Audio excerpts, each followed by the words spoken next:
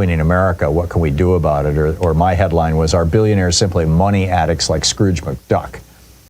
And, you know, the point that I'm making, we've got all these Republicans who are just going out of their way to screw working class people. In Ohio, you know, there's a ballot measure to the minimum wage in Ohio is $10.54 or 45 cents an hour. There's a ballot measure that people are trying to get on the ballot in Ohio. They need 400,000+ signatures, and it would raise the minimum wage to $15 an hour over a 2-year period.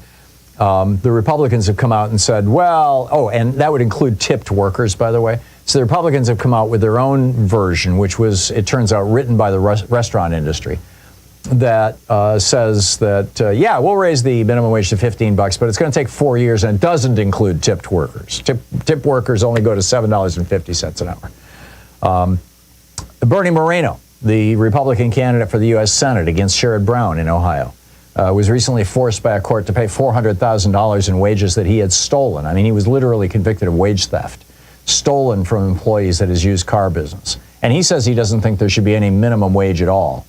In Florida, Ron DeSantis just signed a bill into law, a Republican bill that forbids cities in the state from mandating that employers provide outdoor workers with heat protections, including water. Again, the legislation written by agricultural industry lobbyists.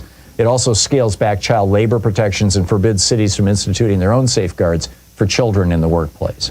In Iowa, a Republican majority wiped out public employees' right to collectively bargain. You know, it was signed by that state's Republican governor with a new twist, mimicking a rule that DeSantis put into place in Florida, making it illegal for the state to automatically deduct union wages, union dues, from state workers' paychecks. These efforts are just the tiniest tip of the iceberg. Anti-worker legislation, tax cuts, I mean, all this stuff is just happening all over the country, which raises the question, why? Is it that Republicans just hate working class people?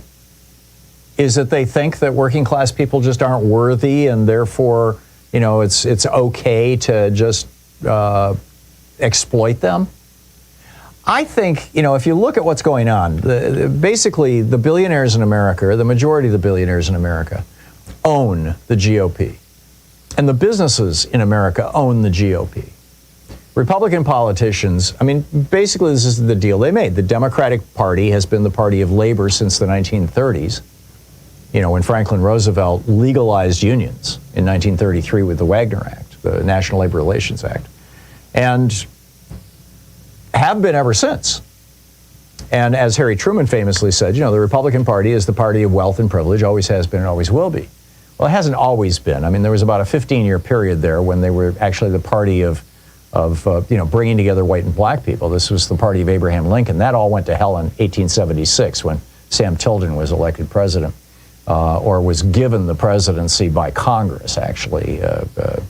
Rutherford B. Hayes was elected president. Sam Tilden actually won that election, but Hayes became, the Republican Hayes, the Democrat Tilden, the Republican Hayes became president.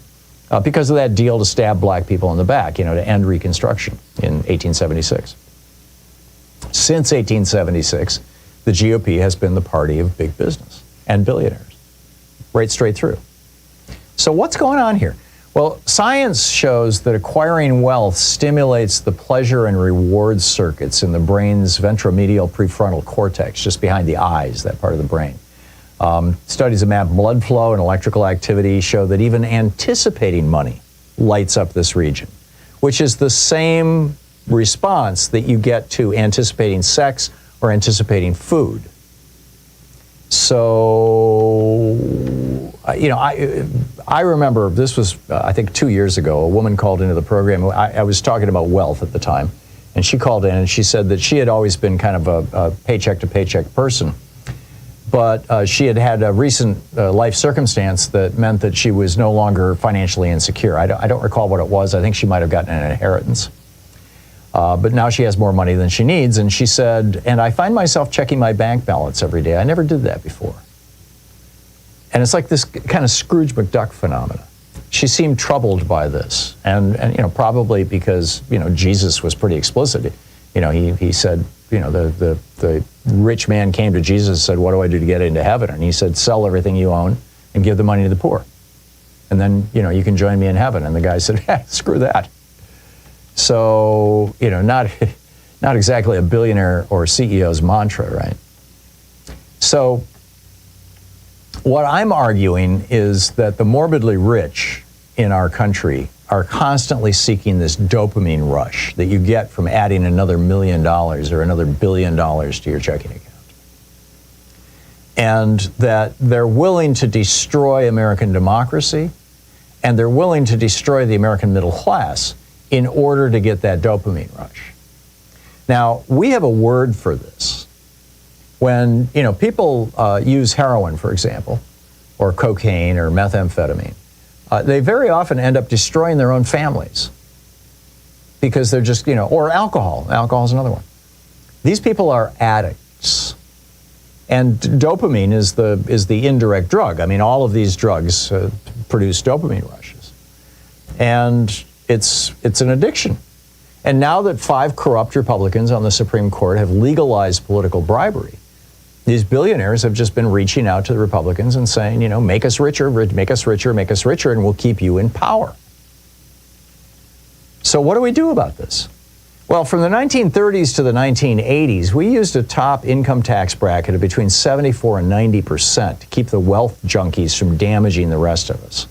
It was sort of like giving a heroin addict methadone. You can have money, you can be rich, but you can't have so much money that you can blast yourself into outer space on penis-shaped rockets and buy, multiple 500-foot yachts. You can be rich, you can be really rich, but not, over-the-top rich. And, of course, Ronald Reagan and George W. Bush and Donald Trump did away with those things, and that's why we're $35 trillion in debt, was because of these 3 tax breaks, or tax cuts.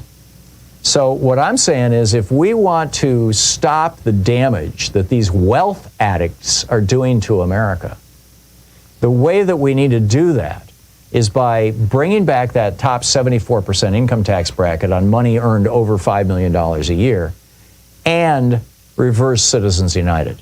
End legal bribery of politicians in America.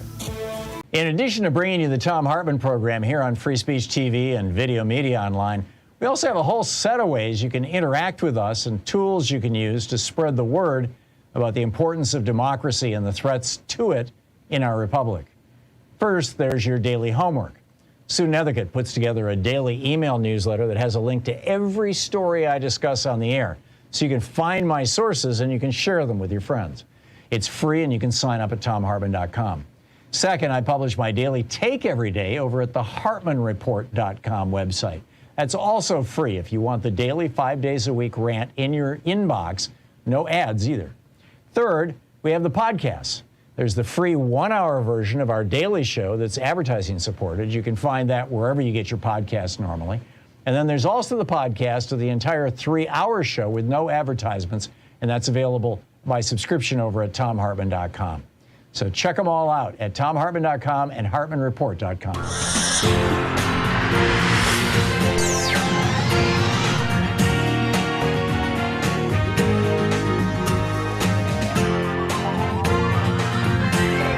We say fight back!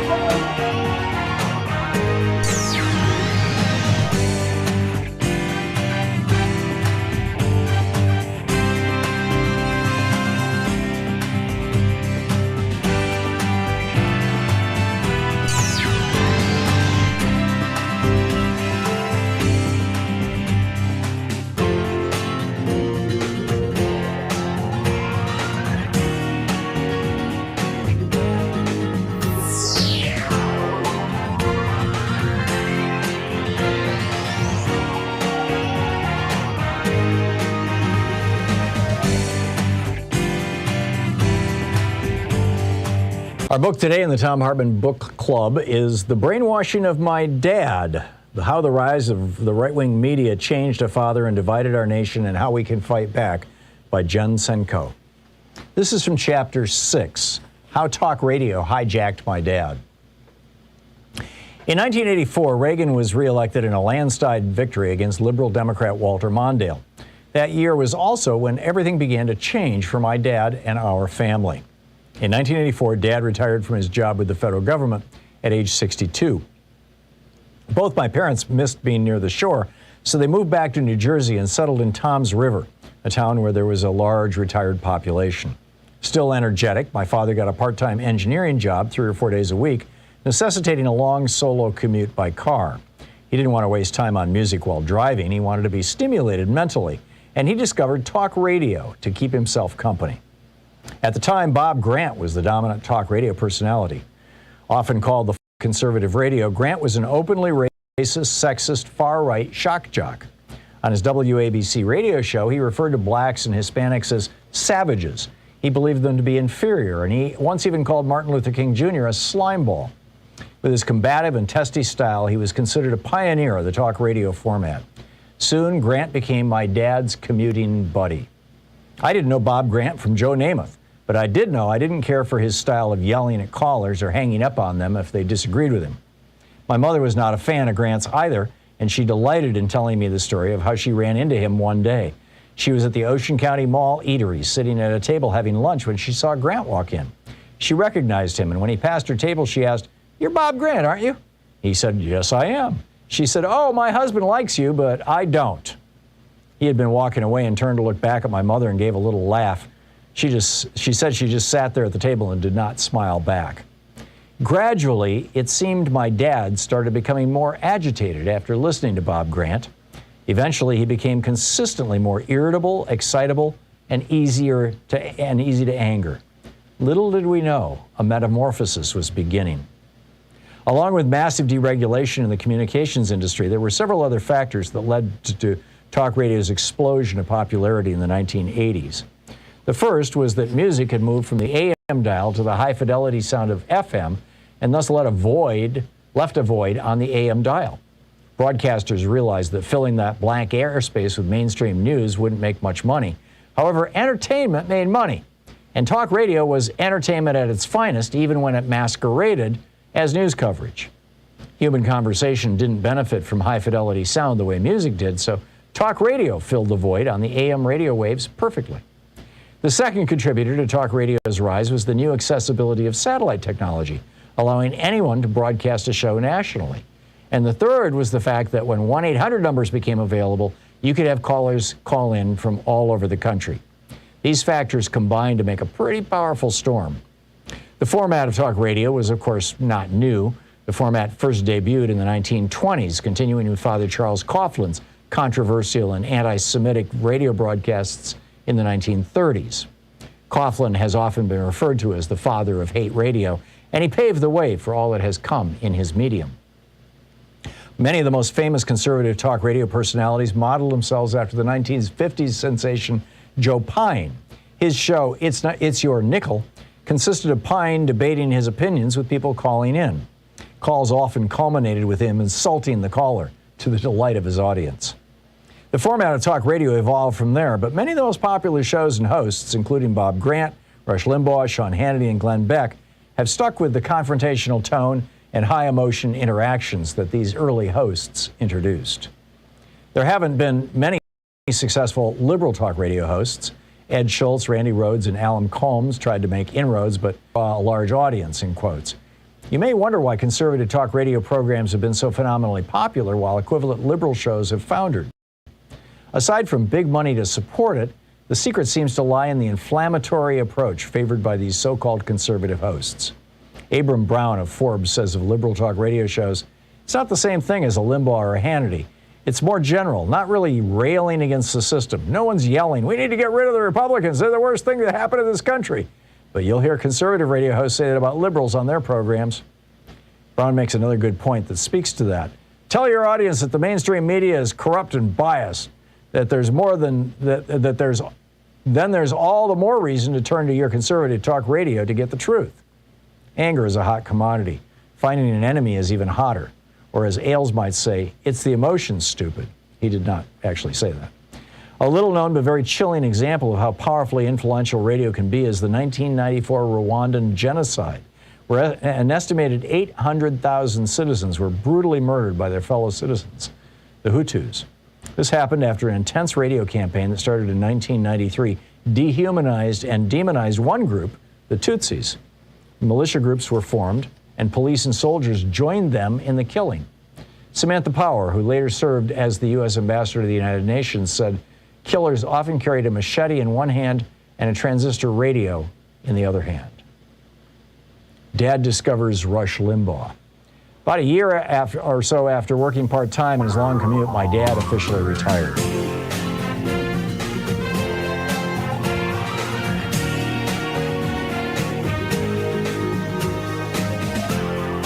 This is the Thom Hartmann Program. Hey, happy Wednesday, isn't it? Midweek indeed. Why America needs to know about Donald Trump getting spanked in silk pajamas. I'll tell you, this is a serious, actually, piece. Also, the world's top climate scientists expect global heating to blast past that 1.5 degrees Celsius target. We're heading for 2.5 degrees Celsius right now. Why isn't this all over the media and the damage that this is going to do? Also, in the first hour of our program, our crazy alert. RFK Junior says a worm ate part of his brain. Literally, really. I'm not making this up. It's in the New York Times today. Can you be president with part of your brain gone? In the second hour of our program, my colleague on Sirius XM right here, Dean Obeidallah, is going to drop by. What happens if Trump is found guilty on all accounts? Also, has Paul Krugman laid out an accurate description of conservatives, of Republicans in America? And in the second hour, Trump just received a huge warning sign in Indiana from the GOP. We'll talk about that. In the third hour of our program, we have two guests today. This should be fascinating. Alex Lawson, the director, executive director, I believe is his title, of Social Security Works, is going to drop by. There's a new trustee report out about the status and solvency of both Social Security and Medicare and how they must be defended from Donald Trump. And also, Senator Bernie Sanders is going to drop by to talk about Gaza, the protests, big oil, and more. So we've got a lot going on today, just an awful lot. Also, breaking news, this also in the New York Times today by Peter Baker. Pretty amazing. The president withheld 1,800 2,000-pound bombs and 1,700 500-pound bombs from Israel that he feared could be dropped on Rafah, where more than 1 million Gazans have taken refuge, the officials said. Bernie Sanders and Chris Von Hollen in the Senate, and then 30 Democrats in the House, including the Squad and Nancy Pelosi, wrote a letter to President Biden saying stop offensive weapons to Israel until they stop killing people in Gaza. And apparently he's taking it seriously.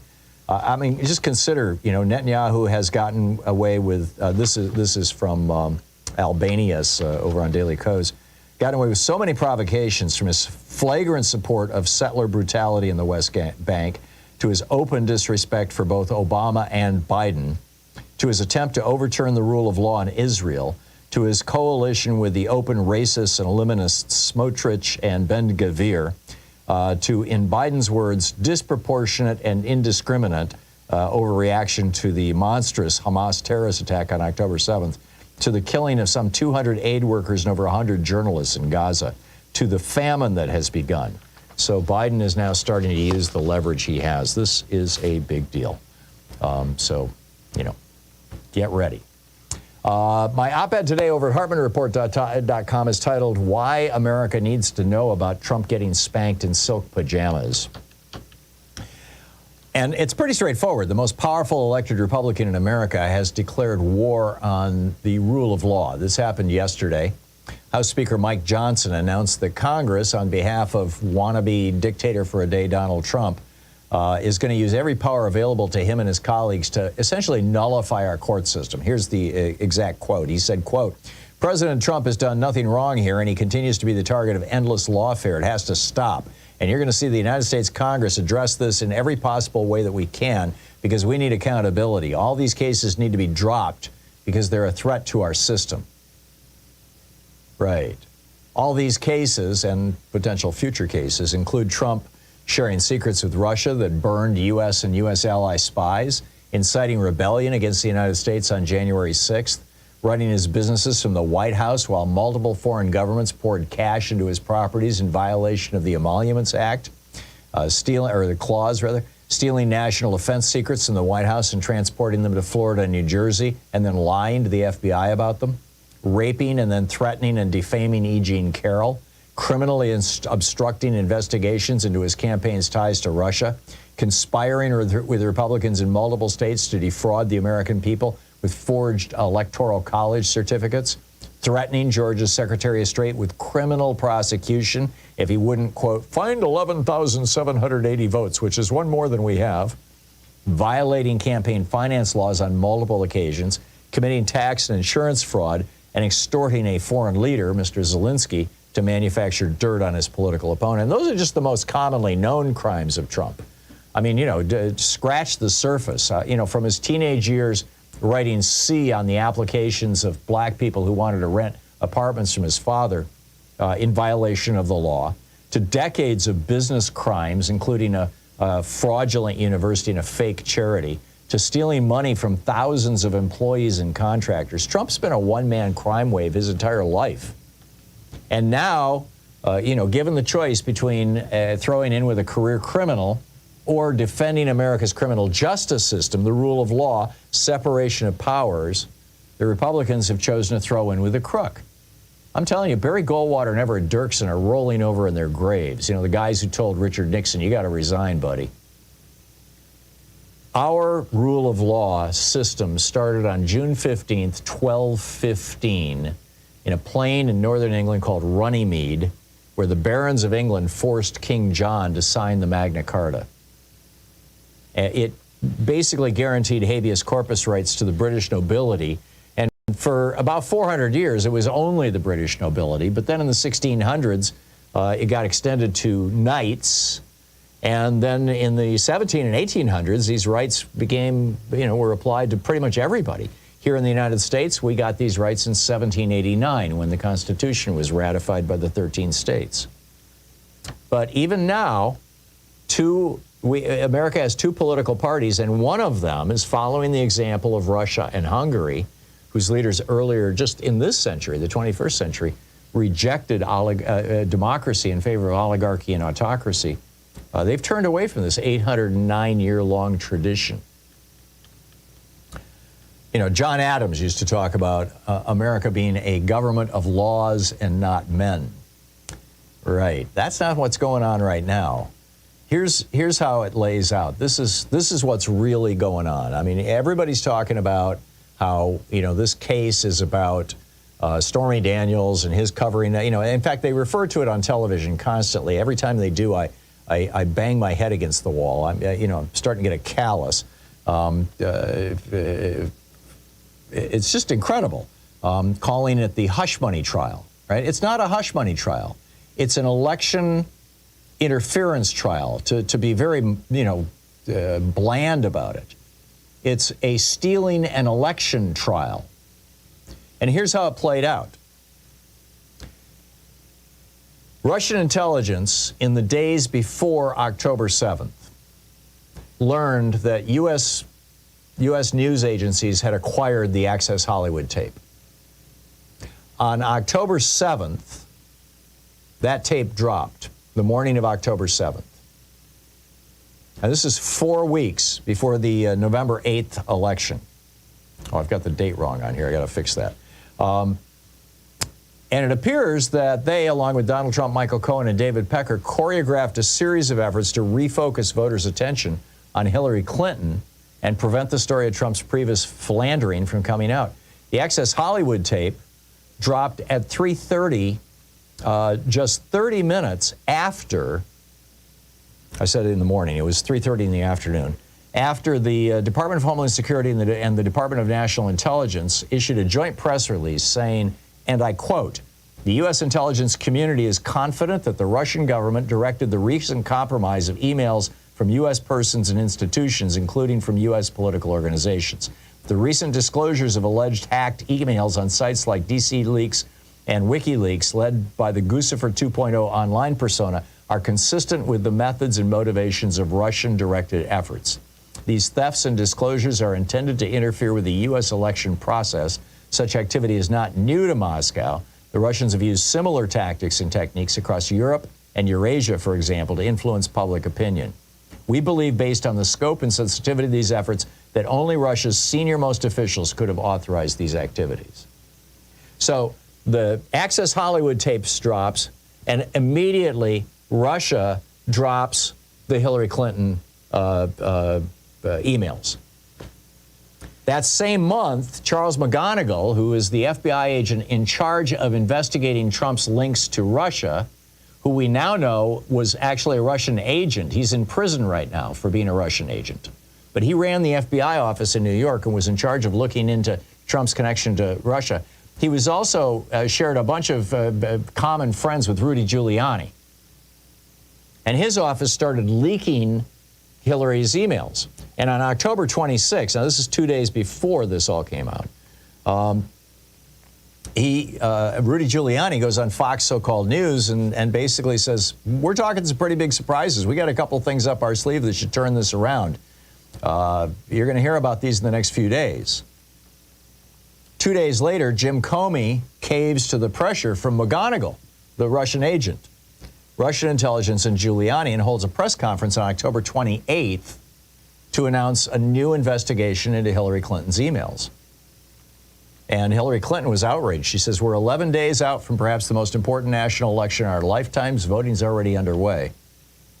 So, you know, when you look at this, what you see is that Donald Trump and Russia conspired together to distract us from the Access Hollywood tapes at the same time that Donald Trump, Michael Cohen, and David Pecker were conspiring to prevent us from knowing that not only did he talk about grabbing women, but he actually did it, you know, with a porn star and a Playboy bunny, with two women that we know of. And of course, he raped E. Jean Carroll, and he's been convicted of that. So here we are. This guy has a very good chance of becoming president of the United States. How does that happen? I don't have a friggin' clue. Well, actually, I do. It's the racism, stupid. I mean, that's how insane America has become. But this is why America needs to know about Trump getting spanked in his silk pajamas. We'll be right back. It's almost 18 minutes past the hour. This is the Thom Hartmann Program. The world's top climate scientists have some words for us. I'll share that with you in a minute.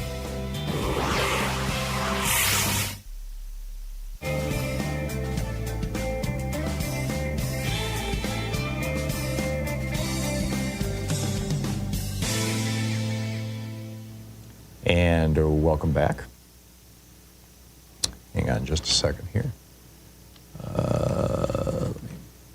There we go. Mark in Valley, Washington. Hey, Mark, what's on your mind today? You're on the air. Oh, I'm okay. It's you keep talking about it's racism, but I think it's also the lack of the media not telling the story. Because Valley, Washington. Hey, Mark, what's on your mind today? You're on the air. You need to turn your radio down, Mark. I'm trying to.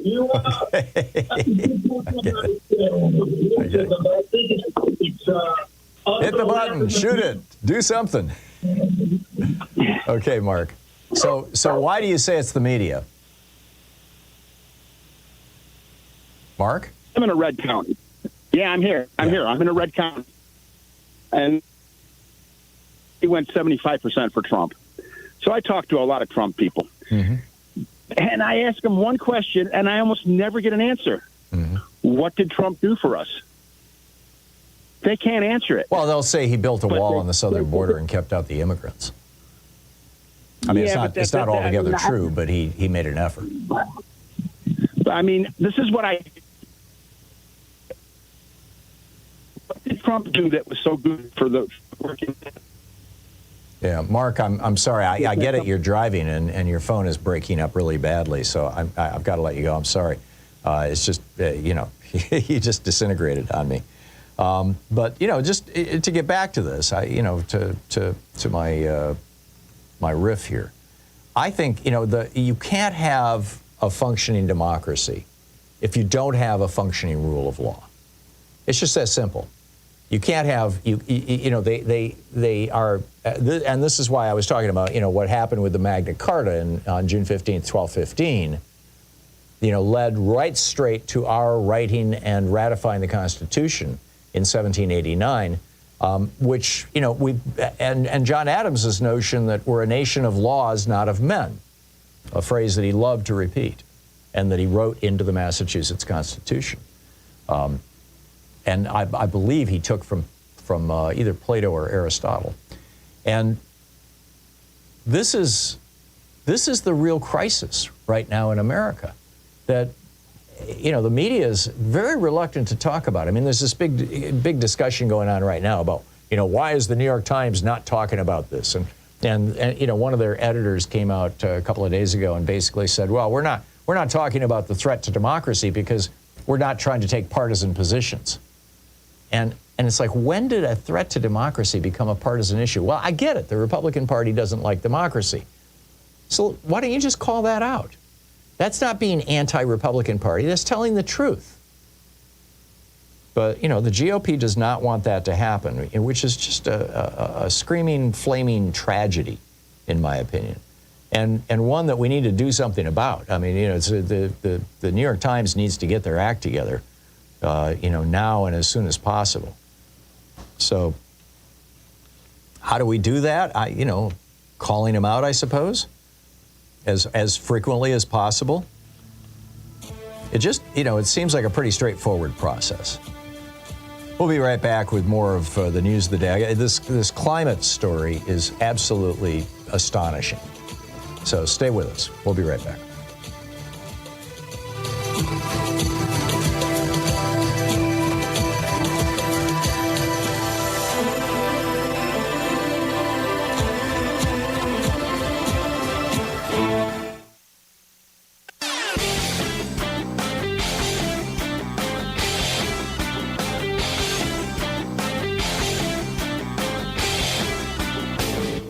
Missed my opening rant today? It's usually published over at HartmannReport.com, where you can read it and share it with your friends for free. Check it out, HartmannReport.com.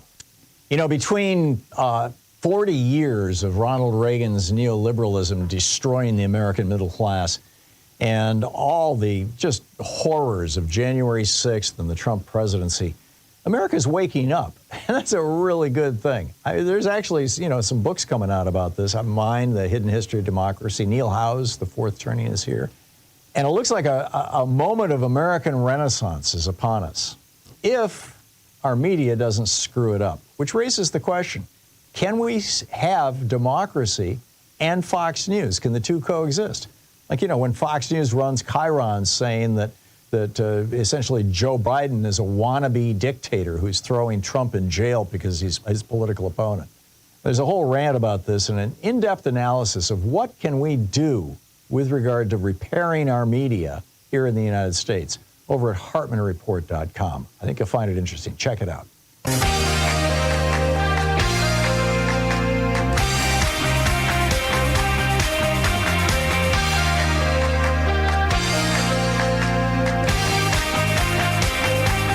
Okay, the world's top scientists. This is a fascinating story. The Guardian, you know, the British-based progressive newspaper that has a substantial presence in the United States.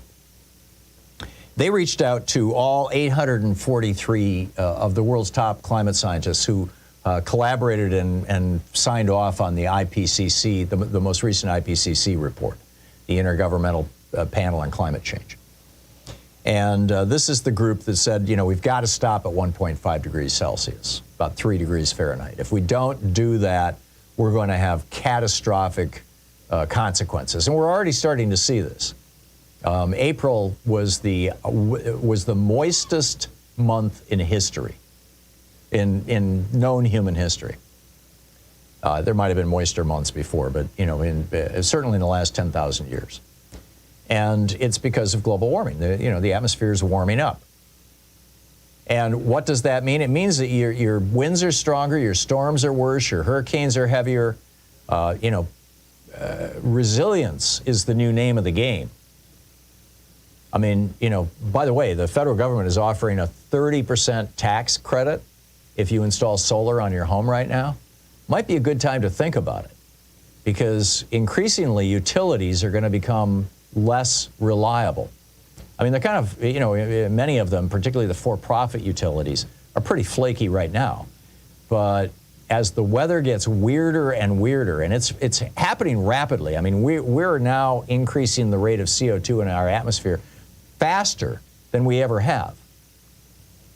We are nowhere near bending this curve. I mean, I suppose you could argue it's starting to bend, but we're nowhere near stopping it. So anyhow, what they did is they reached out to all 843 of these scientists and said, what do you think?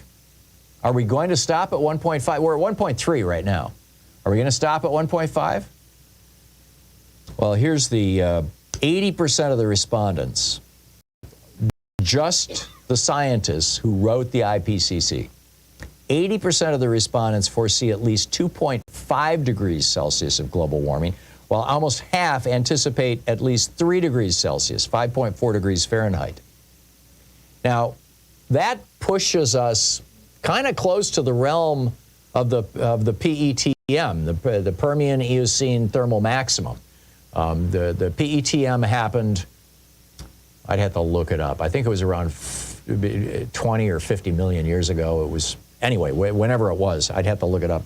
But the PETM was like the most recent of the radical big temperature changes, that flipped geologic ages. And it flipped the planet's atmosphere in a matter of months. I mean, it was dramatic, and it led to a massive die-off of life all across Earth. So this is wild stuff. We need to get ready, and we need to stop pumping carbon dioxide into the atmosphere. It's 27 minutes past the hour. I'll be right back with you. RFK Junior says doctors found a dead worm in his brain. Really? Stay tuned. You're listening to the Thom Hartmann Program. Call 202-808-9925. That and your calls on the other side of this break. Stay with us.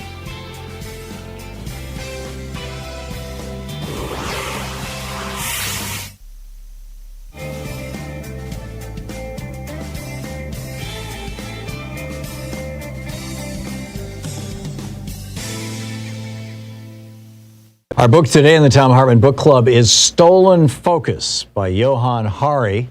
The subtitle, Why You Can't Pay Attention and How to Think Deeply Again. This is from the introduction titled Walking in Memphis. When he was 9 years old, my godson developed a brief but freakishly intense obsession with Elvis Presley. He took to singing Jailhouse Rock at the top of his voice with all the low crooning and pelvis jiggling of the king himself. He didn't know this style had become a joke, so he offered it with all the heart-catching sincerity of a preteen who believes he's being cool. In the brief pauses before he started singing it all over again, he demanded to know everything about Elvis. And so I jabbered out the rough outline of that inspiring, sad, stupid story. Elvis was born in one of the poorest towns in Mississippi, a place far, far away, I said. He arrived in the world alongside his twin brother, who died a few minutes later. As he grew up, his mother told him that if he sang to the moon every night, his brother could hear his voice. So he sang and sang. He began to perform in public just as television was taking off. So in a sudden swoosh, he became more famous than anyone had ever before been. Everywhere Elvis went, people would scream until his world became a chamber of screams. He retreated into a cocoon of his own construction where he gloried in his possessions in place of his lost freedom.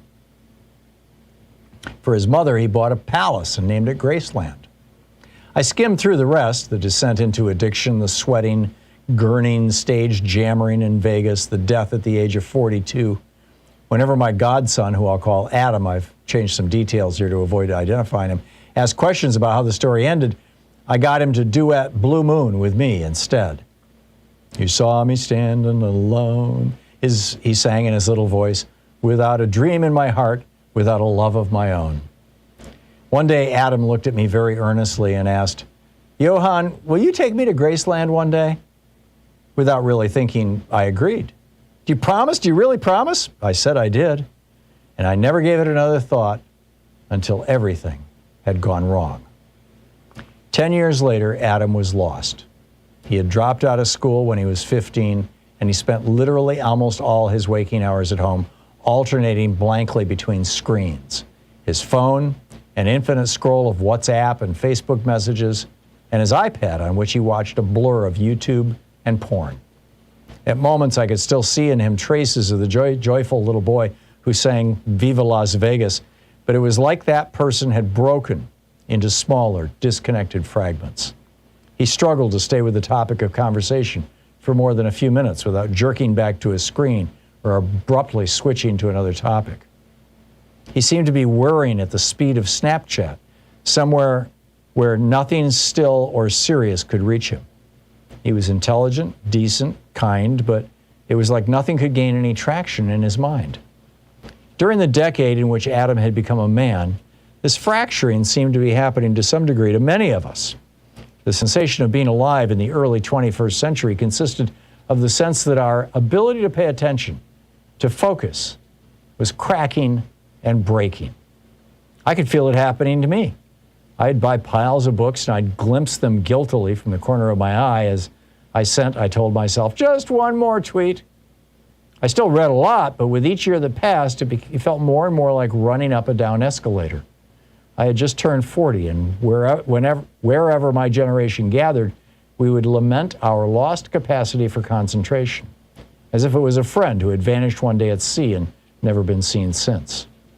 Then one evening, as we lay on a large sofa, each staring at our own ceaselessly shrieking screens, I looked at Adam and felt a low dread.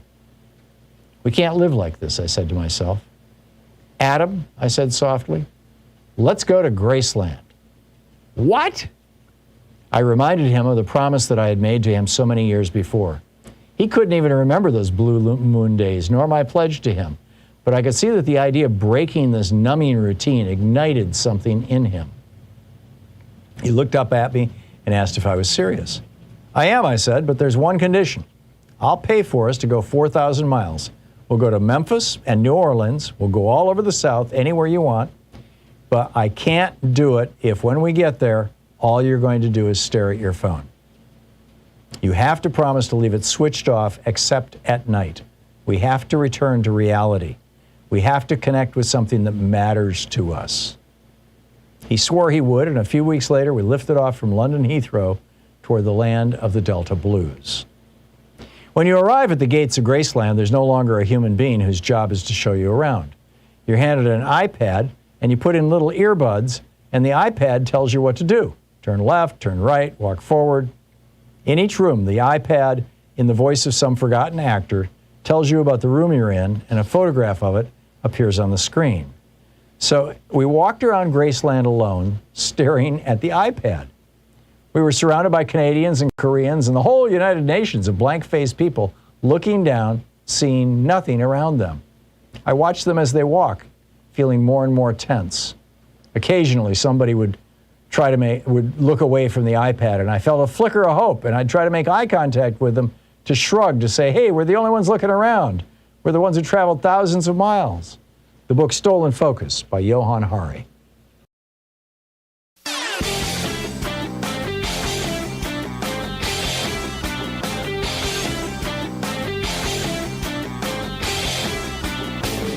Did you know that every weekday we send out an email before the show giving you all the topics coming up so you can be fully informed and ready to interact with our program? Or that after the show we send out Sue's Stack, a list of every topic I've discussed along with clickable hot links to every source of information I've shared with you on the air? It's all completely free and available over at thom.tv, THOM.tv. Check it out.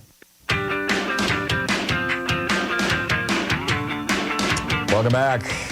This is insane. I mean, arguably, literally. Suzanne Craig over at the New York Times, I mean, she's no slouch. She's I believe she's a Nobel Prize winning writer. The headline, just the headline. RFK Junior says doctors found a dead worm in his brain. That's the headline in the New York Times today. I'll just share a couple paragraphs with you. In 2010, Robert F. Kennedy Jr. was experiencing memory loss and mental fogginess so severe that a friend grew concerned he might have a brain tumor. Mr. Kennedy said he consulted several of the country's top neurologists, many of whom had either treated or spoken to his uncle, Senator Edward Kennedy, before his death the previous year of brain cancer. Several doctors noticed a dark spot on the younger Mr. Kennedy's brain scans and concluded that he had a tumor, he said in a 2012 deposition reviewed by the New York Times. Mr. Kennedy was immediately scheduled for a procedure at Duke University's Medical Center by the same surgeon who had operated on his uncle. While packing for the trip, he said, he received a call from a doctor at New York Presbyterian Hospital who had a different opinion. Mr. Kennedy, he believed, had a dead parasite in his head. The doctor believed that the abnormality seen on his scans, quote, was caused by a worm that got into my brain and ate a portion of it and then died, Mr. Kennedy said in the deposition. At the same time that he learned of the parasite, he said, he was also diagnosed with mercury poisoning, most likely from ingesting too much fish, which can cause serious neurological issues. I have cognitive problems, clearly, he said in the 2012 deposition. I have short-term memory loss, and I have a long-term memory loss that also affects me. It turns out, he said that, when they asked him about his eating, he said he was certain that his diet had caused the poisoning. Quote, I love tuna fish sandwiches. I ate them all the time. And tuna fish, of course, is really high in mercury. So if you want to get mercury poisoning, eat your tuna fish, right? It's a giant predatory fish, so it concentrates all those heavy metals, at the top of the food chain. Several infectious disease experts and neurosurgeons said in separate interviews with the New York Times that based on what Mr. Kennedy described, they believed it was likely a pork tapeworm larva. There are roughly 2,000 hospitalizations for this condition every year in the United States. It's called neurocysticercosis, according to the journal Emerging Infectious Diseases. I guess the lesson of that one is don't eat pork, right? I mean, there's a reason why Muslims and Jews don't eat pork, and it has to do with, just this. Mr. Kennedy said he was then subsisting on a diet heavy on predatory fish, notably tuna and perch. He was experiencing severe brain fog. His tests showed his mercury levels were 10 times what the EPA considers safe. Wow. So I can see his, Bob Kennedy's new slogan, his new presidential campaign slogan. Vote for me. I have a worm in my brain. I don't think that's going to work. Do you? This is, you should never make fun of people who have medical issues. But he's been out there like pumping iron in Venice Beach and showing how athletic he is and skiing and say what? Dean is, Dean, holy cow. Dean Obeidallah is on the line with us. Dean, my apologies. I thought you were at the top of the next hour. I see that you're here at 9:34. Welcome back to the program. Sure, my friend. Nice to see you. How's everything? Great to see you too. Holy cow! I'm embarrassed. I'm so sorry. This is the great Dean Obeidallah, my colleague here on Sirius XM Progress. He's on from 6 to 9 p.m. Eastern Time, and his newsletter, his Substack newsletter, is called the Dean's Report. Dean Obeidallah, Obeidallah.substack.com. So, Dean, I have a question for you. Sure. Somebody called a couple of days ago and said, if Trump is convicted at the end of his trial, is it possible? Can we just stop it and can we just enjoy that for a moment, that idea? If Trump is convicted, guilty of all counts. For sure. You. Yeah. Thank you to jury. Okay, let's all enjoy that. Okay, I'm sorry, continue. Yeah, again, by the way, my apologies. We almost never have guests at the bottom of the hour. They're almost always at the top. Oh, no problem. So, in fact, Sean missed it too. If he's convicted, does that mean that he gets immediately handcuffed and taken off to jail, or how does this work under New York law? And does the jury decide his penalty, or does the judge? No, the judge will in this case. That's only like death penalty cases where you see the jury actually making a determination. In this case, no, if Donald Trump is found guilty, which he should be, and if he's convicted of numerous felonies, the judge will set a date for sentencing in the future. In between that day of conviction and the sentencing, there's reports written by the department, by not DOJ, but in this case, the New York prosecutor's office recommending what they want. Trump's lawyers will file their briefs arguing, give him, he should get nothing, you should pay for his golf, whatever ridiculous thing. And then the judge will call all the parties in for a certain day and sentence. And even then, with the sentencing date, often it's not to report to prison that day. It could be in the future. So they could say, okay, come back on July 1st, you're sentenced to 2 months in jail or a year in jail, whatever it is. You don't start your sentence for another 2 months or 3 months. That's kind of typical. You know, Trump's lawyers can argue for an appeal and don't impose any sentence until the appeal runs out, like Steve Bannon has done effectively in his criminal contempt case, where he was sentenced to prison, but the judge allowed them to be out of prison awaiting the appeal being resolved. So it's less likely with a shorter prison sentence. It's more likely the court will allow the appeal to take place and play out before they actually have to go in. In a longer prison sentence, it's unlikely. They go, no, you go in, the appeal will continue while you're inside. Right. That would probably be for things like violent crimes where it's assumed that you represent a threat to society. Although I think you could build a strong case that Donald Trump does represent a threat to society. It's just not one that he's very much so. Yeah. So you published 2 brilliant pieces over at the Dean's Report over on Substack this week, and I'd like to ping both of them with you, discuss both of them. The first was titled, Trump is planning his next January 6th attack right in front of our eyes. Explain. Well, Donald Trump is telling everyone, listen to his words. Tom, I don't know what more to say to our fellow Americans. Everyone listening to your show and my show and all of our shows, they are paying attention.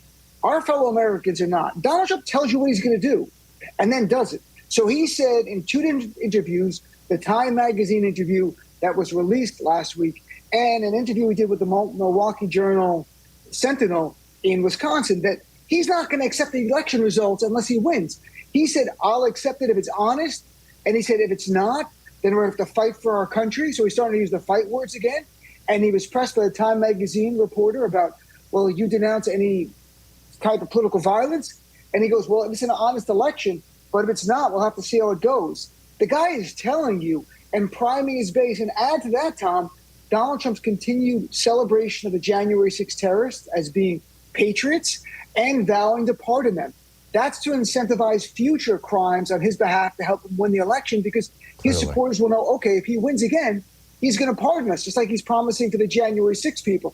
So, Tom, who knows? It's election day, the day after election, and Trump is up in his state, but they're still counting ballots, and he sends his supporters to run in there and stop the count like he wanted to stop it. Well, they know they go in there. If it's a federal crime only, he can pardon them. He will do that. He is planning it. It's right in front of us. Don't look away. This is not a drill. This is a fascist wannabe dictator who's the most dangerous thing on our soil that we've ever dealt with in the modern era. Are you envisioning this as something, I mean, the Capitol Police have figured out, I don't think there's going to be another attack on the Capitol, but are you envisioning this as more like what happened in 2000 down in Florida, where George W. Bush, his campaign had, flew down all these staffers from Tom DeLay's office, and they had the so-called Brooks Brothers riot, where they were banging on the windows and saying, stop the count? Exactly. And they tried that in Arizona in 2020. Now, COVID protocols kind of protect them, but they were outside of the venue where the counting was going on. I don't mean the recount, I mean the actual counting. Mm-hmm. And they were worried for their safety. Trump will send his people, or even if he doesn't directly send them, he will say things like, stop the count, and they will jump into gear. He's priming his base. He has radicalized them like an ISIS recruiter, like he did in 2020 with all those lies about the election. And then he brings them to the doorstep of violence. And when he needs them, he asks them what they have to do, and they gladly step over that doorstep of violence to act on his behalf. And his promise of a pardon is the way to encourage people to do that. And we get closer to Election Day, you must be aware of that. Trump should say, of course there'll be no violence. There should be no place for violence whatsoever, especially after January 6th. He won't say it because he wants it again. He's using violence as one of the tools in the arsenal, just like every fascist movement that used violence to acquire and retain political power. It's characteristic trait. It's intrinsic to fascism, actually. Yeah, exactly. And you said like an ISIS recruiter. That's chilling. That's what he is. Yeah, exactly. Your second piece, Trump reminds us again how dangerous MAGA is to our nation. Lay this out. Well, look, it doesn't end. I mean, it had to do, it's intertwined with the first article we touched on. But this was more updating it, where Trump at his event on Saturday was an RNC event. And he's there speaking to the big donors, who gave $40,000 or more to be at Mar-a-Lago. He comes on stage to a song sung by terrorists. That's right, by January 6 terrorists. The J6 choir comes on stage and then talks about pardoning people again And then he says Biden is like a Gestapo administration. And that's projection from Trump. We know that. We all know the Gestapo was a Nazi secret police. And they were involved, first off, in silencing and executing the political opponents of Hitler once he came to power. Later, they were involved in deporting Jews from around Europe to death camps. That's what the Gestapo did. For Trump to again cite Nazis, which he's channeled their language about the immigrants being poisoning the blood of our society, but now Biden being Gestapo, it should make the hair on the back of your neck go up, because we all know Trump is about projection. He's telling you what he is going to do. And there's no defense. No one at that event, Tom, said you shouldn't say Gestapo, or you shouldn't pardon the January 6th terrorists, or you shouldn't walk on stage to a song celebrating the January 6th terrorists, and again to invoke Hitler. We know, and we've talked about this before, what did Hitler do after his failed 1923 beer hole putsch, his own coup? Later, he celebrated as martyrs those who were killed in trying to get him to power. Right. He would celebrate them and make them heroes to rile up his base to incentivize more conduct. And he had a song. I mean, the Horst Wessel song. You know, Deutschland, right. Deutschland, über alles. Yeah. It was all about this guy who died, you know, in one of Hitler's riots. Yep, and exactly. That's the celebration and the sacralizing, as my friend Ruth Ben-Ghiat said on my show last night, who's an expert on authoritarianism. That's what this is. You're making violence righteous. You're making it a sacrament of your movement. We've never seen this, Tom.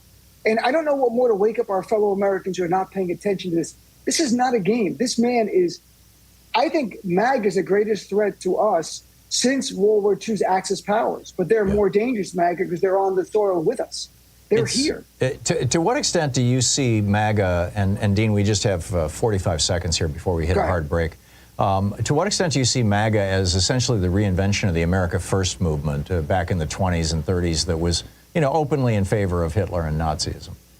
Sure, it is the reincarnation of it. Or the We've Klan. had, Rachel Maddow's great book, Prequel, goes through all the rise of fascism movements in the U.S. leading up to World War II, our involvement.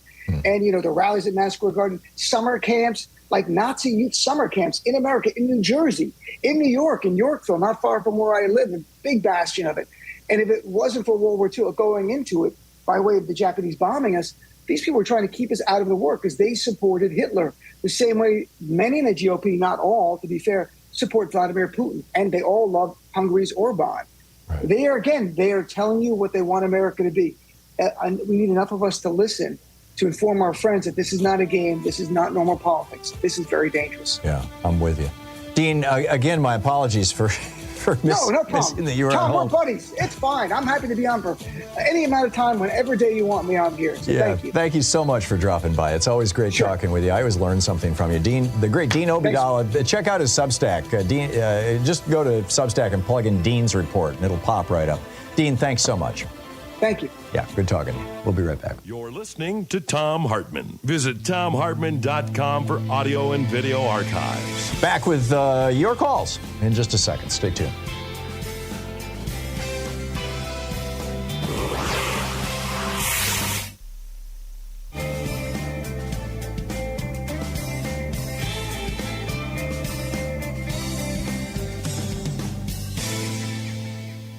And welcome back, Alfredo in Mountain View, California. Hey, Alfredo, what's on your mind today? Thank you, Tom, for taking my call. On Dean's comments and regarding the Supreme Court, my concern is, in my opinion, the Supreme Court right-wing judges, they are conspiring to overthrow the United States government with a coup again. Look what they're doing. They have, in essence, amend the 14th Amendment by allowing an insurrectionist to run for office. Look what they've done with the Roe versus Wade case. They completely ignore established law. They are overruling and disregarding established law and making laws of their own. Look what they're doing with Trump's immunity case. They are delaying it and kicking it down the road. They are, in essence, helping this guy to, even if he doesn't get elected, I agree with Dean's analogy. if Donald Trump loses the election, he's going to claim that the election was rigged. He's going to go to the Supreme Court, and the Supreme Court, in my opinion, and I hope I'm wrong, but they're going to pull another Gore, Bush v. Gore. v. Bush, Bush v. Gore thing. They're gonna hand the election to this guy, and that's what I am concerned about. And I want to hear your thoughts on this. I share your concerns, Alfredo. I mean, we've seen this before, and what's particularly bizarre, and I think you're pointing to the Supreme Court as an important note, is that when that Stop the Steal thing was going on down in Florida in 2000, there were three lawyers that were helping them, and those three lawyers were, and none of them were on the courts, right? They were all just lawyers at the time. Kavanaugh was there, right? Yeah. John Roberts, Brett Kavanaugh, and Amy Coney Barrett. They were all helping George W. Bush steal the 2000 election, and he did. He was successful in stealing the 2000 election, and it's tremendously concerning. And I absolutely share your concern. And I think, in fact, we can predict that that's what will happen. The big question is, if Trump issues the call to his armed followers, will they respond? Will they respond in large numbers? Will they respond with anything other than stochastic terrorism? And and how will the federal government respond to their response? So it's kind of a heads I win, tails you lose thing. If Trump wins the election, we're screwed. If he loses the election, it's going to be a rough time. But I think we will get through it. So, Alfredo, I gotta move along, but thank you for the call. Thank you, Tom. Yeah, good talking to you. Phil in Costa Mesa, California. Hey, Phil, what's up? Hi, Tom. How are you? I'm fine. What's on your mind? I've been listening for a long time. If depending on your listeners, I'm an architect. We could put Thom Hartmann coffee shops in every city with Kickstarter funding on a shoestring. And then you could have your show running, books there, compete with Starbucks by having the best coffee. And like I said, if all they need is a space. If they can find a little spot, you don't need any space, you need any stoves or ovens, you can do it for under $10,000.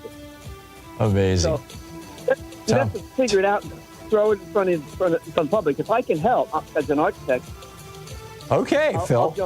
Let me ponder that. I'm really not at this moment ready to start another business, but it's a fast. You wouldn't be. I would help. The community would own it and run it. Fascinating idea. Phil, thank you very much for that. We'll be right back.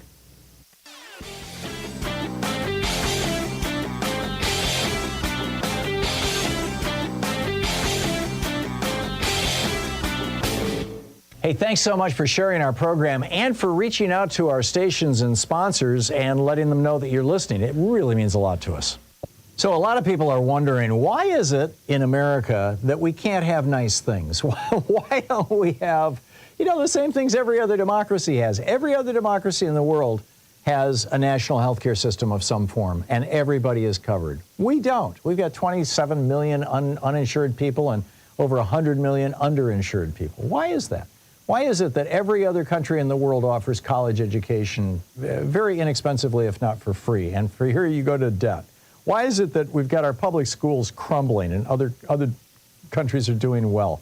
Why is it that we've got Medicare being taken apart by this Medicare Advantage scam and nobody will do anything about it? Well, it turns out the reason why it boils down to one thing, one Supreme Court decision, Citizens United, legalizing the bribery of our politicians.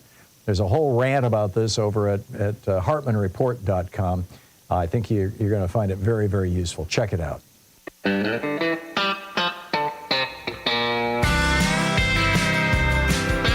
Welcome back. Picking up your calls here. Mike in Tecumseh, Michigan. Hey, Mike, what's on your mind today? Yeah, just the last words of King Kong, the movie King Kong, the original, was... it wasn't the airplanes that killed the beast. It was beauty that killed the beast. Anyway. Okay. But the most shocking thing about the... Oh, you're talking about Stormy Daniels? Case, yeah. Yeah, the most shocking thing about this is the germophobic ex-president didn't wear a condom. He didn't wear a jimmy. He didn't wear a raincoat. He didn't... Yeah. Okay? Yeah, apparently his germophobia has particular boundaries. I guess so, but I just want, to me, that was the most shocking thing. Yeah. Yeah, And I'm she had wondering. already talked to him. Go ahead. She'd already talked to him about, she had asked her about porn movies and stuff. And did you wear protection? And she said yes. Yeah. And next thing you know, he's not. Right, exactly. He was very carefully interrogating her about whether she'd ever had a venereal disease, and when she said no, and in fact, she told him he could look up her records online. And at that point, I think he was like, "Oh boy, I'm going to go for this one." It's bizarre. I'm wondering if we're ever going to see Melania and Donald Trump in the same place again. I have a feeling that this is the end of his the marriage. coffee shops would be a great idea. Coffee shops, great idea. I agree. Well, you know, Limbaugh tried that for a while. They had Limbaugh coffee shops around the country back in. Well, I think he bought all the radio stations. Though. He bought all of the AM stations. Yeah. He bought everything. Yeah. So anyhow, Mike, thanks a lot for the call. Good to hear from you. Daryl in Lake in the Hills, Illinois. Hey, Daryl, what's up? Hey, Tom.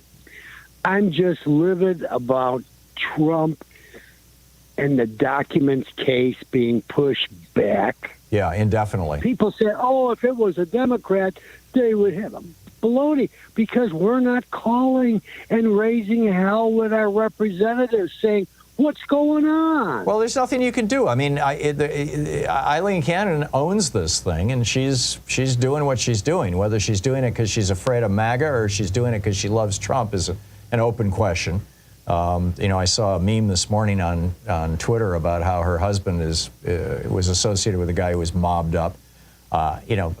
Maybe she just doesn't want the publicity. I don't know, but I share your outrage, Daryl. I think it's terrible. And he should not be able to be president after what he did. Yeah, you're absolutely right. I mean, he lied to the FBI. Lying to the FBI is a 5-year penalty in and of itself. And it's crazy. Daryl, thank you so much for the call. We'll be back on the other side of this break. Is this an accurate description of American conservatives? Stay tuned. We'll be right back.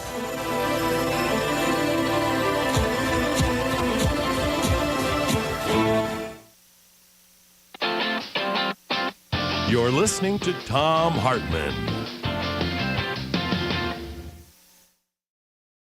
In addition to bringing you the Thom Hartmann Program here on Free Speech TV and Video Media Online, we also have a whole set of ways you can interact with us and tools you can use to spread the word about the importance of democracy and the threats to it in our republic.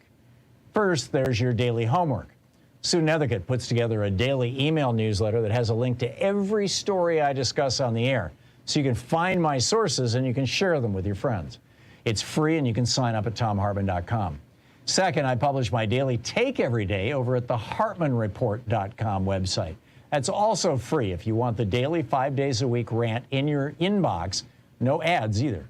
Third, we have the podcasts. There's the free 1-hour version of our daily show that's advertising supported. You can find that wherever you get your podcasts normally. And then there's also the podcast of the entire 3-hour show with no advertisements, and that's available by subscription over at thomhartmann.com. So check them all out at thomhartmann.com and hartmannreport.com.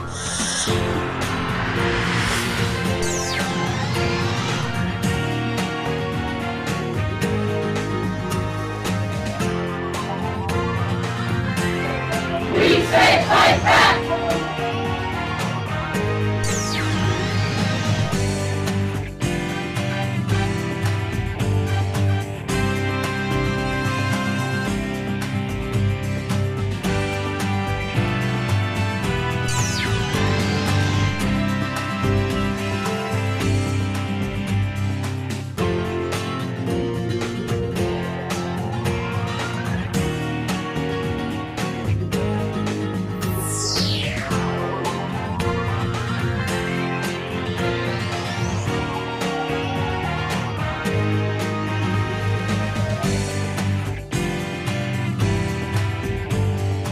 Today in the Thom Hartmann Book Club is Fred Kaplan's new book, The Bomb: Presidents, Generals, and the Secret History of Nuclear War.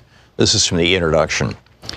For 30 years after the Cold War ended, almost no one thought, much less worried, about nuclear war.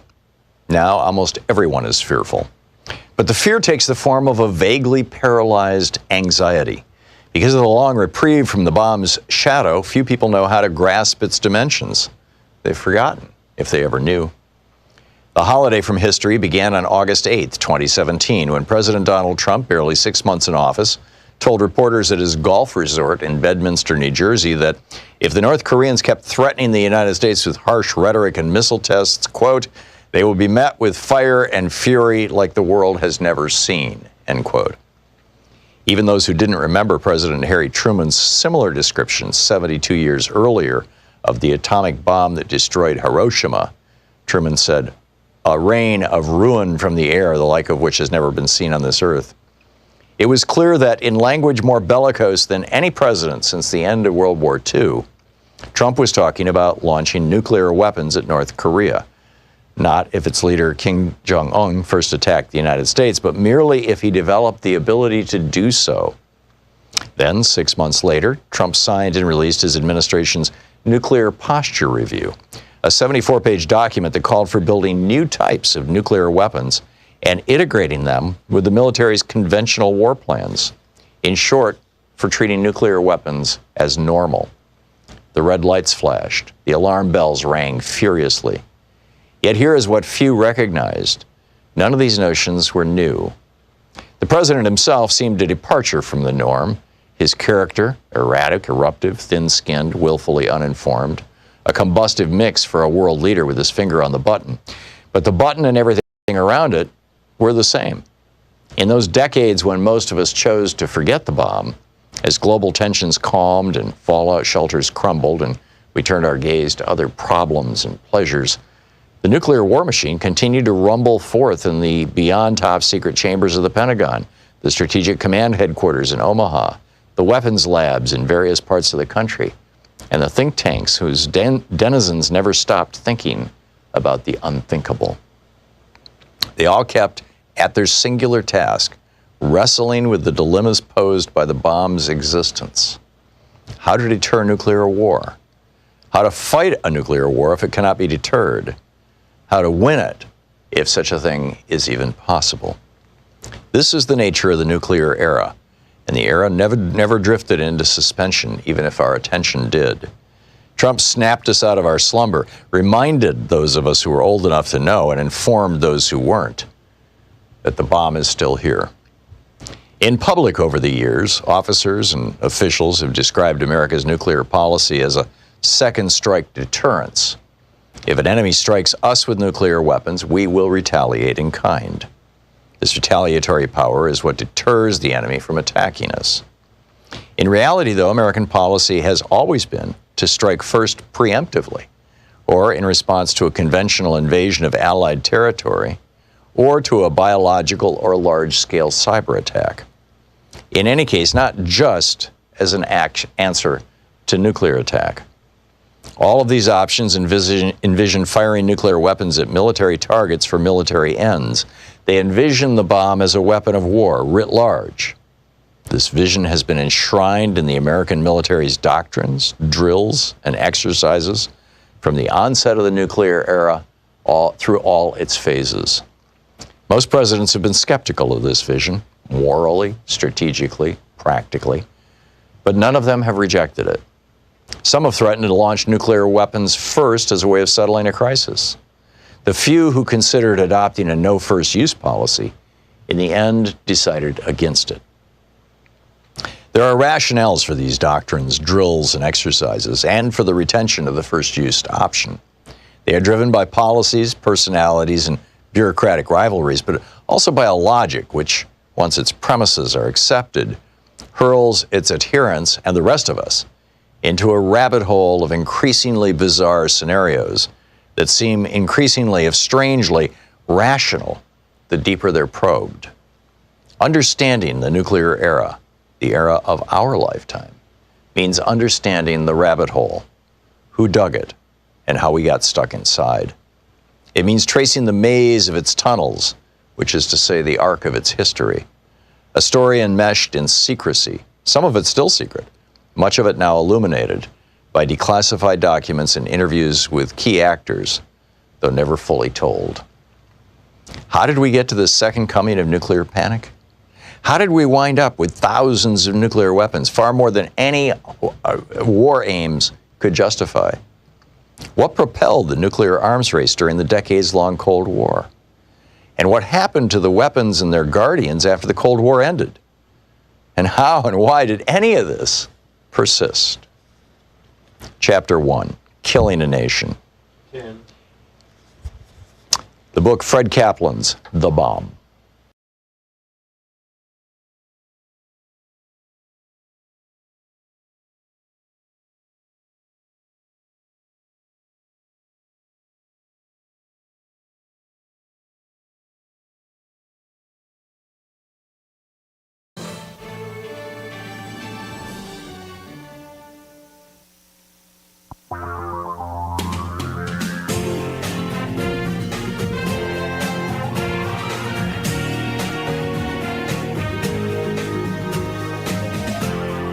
This is the Thom Hartmann Program.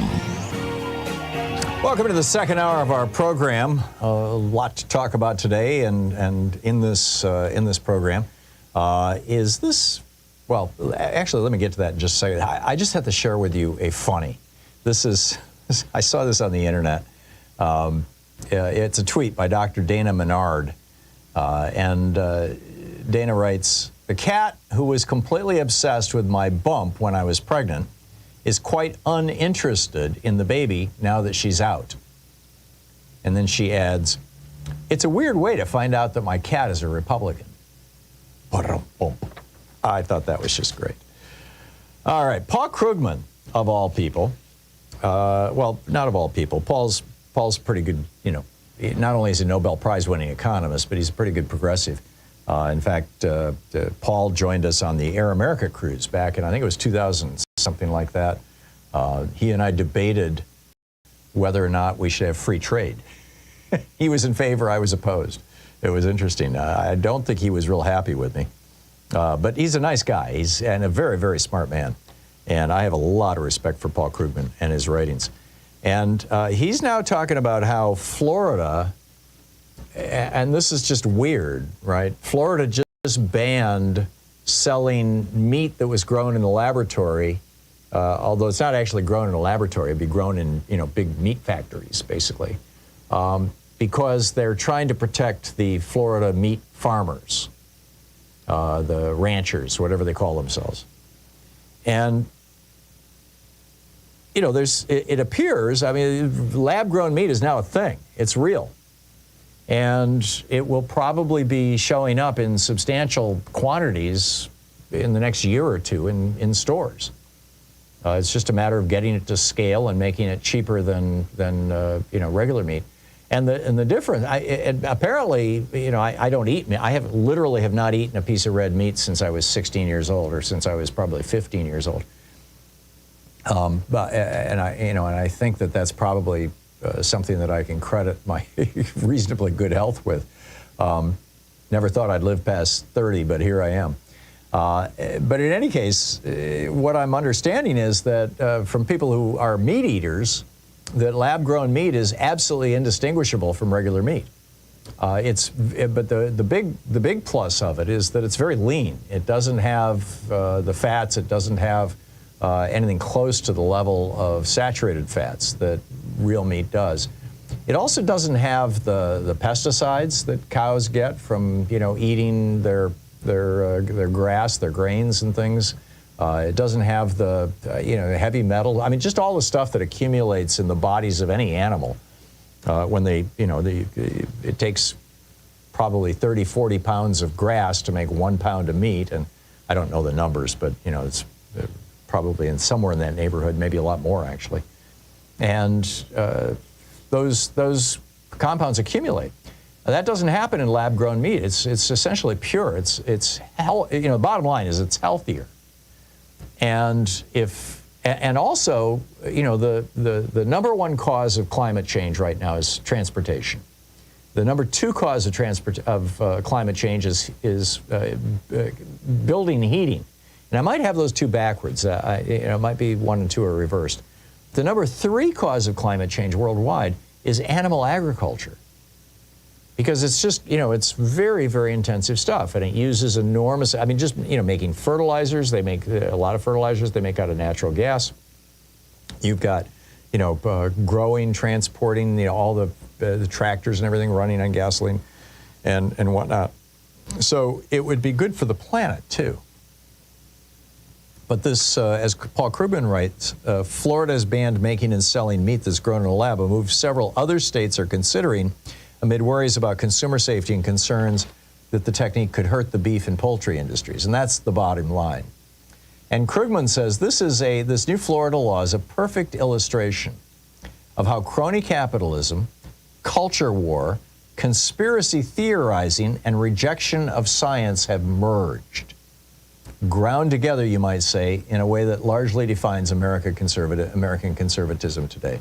So the crony capitalism part is, the farmers in Florida get together and they go to the legislators and they say, hey, we give you guys money every year, you better do what we say, or you're not going to get any more money from us. And the lab-grown meat industry is nowhere near large enough to compete with, the agriculture industry. Big ag is huge. The culture war thing, here you got Donald Trump Jr. Tweeting, I'm pretty sure I ate 4 pounds of red meat yesterday, and, posting pictures of him and his Dumb and Dumber brother Eric, with dead elephants and dead cheetahs and dead rhinos and, dead whatever they can shoot. These guys are so-called big game hunters, which is, another way of saying pathetic men with little penises who run around with big guns to kill animals, that are, beautiful. The prettier, the more startling and stark, extraordinary and rare the animal, the more these guys get off on killing them, which gives you an insight into how just withered and dead their souls are. But that's the culture war part. He's crony capitalism, culture war, conspiracy theorizing. Oh my God, the lab-grown meat is going to turn you into, fill in the blanks, right? It's and rejection of science. And of course, the same thing. And it's not just the science of how you grow meat and all that. It's also the science of climate change. So he goes on to say, first, it puts to the lie to any claim that the right is the side standing firm for limited government. Government doesn't get much more intrusive than having politicians tell you what you can and cannot eat. I find this fascinating. I remember, in New York when now who was the mayor at the time? Was that Dinkins? I'm not sure who was the mayor at the time, but when they tried to eliminate the 16-ounce, it was Mike Bloomberg. Mike Bloomberg was the mayor of New York when this happened. We've got an obesity problem, and it's starting, kids are starting to get obese, so let's make it illegal to sell 16 and 20 and 24 and 26 ounce and 30 ounce soft drinks and limit them to 12 ounces. And the Republicans just went insane. Oh my God, he wants to tell us what we can drink and how big our drinks can be, and this is big government, and this is the nanny state, and it was like for a month they were hysterical about it, and Bloomberg backed off. Those same people are now saying, no, we're not going to let you eat lab-grown meat, even though it's healthier for you and healthier for our planet. And, once it reaches scale, it'll definitely be a lot cheaper. He goes on to say, politicians who claim to worship free markets should be vehemently opposed to any attempt to suppress innovation. But when it might hurt established interests, which is what this amounts to, why aren't they? Part of the answer, he says, and this is, again, profound and true from Paul Krugman. He says, part of the answer, of course, is that many never truly believed in freedom. Only freedom for some.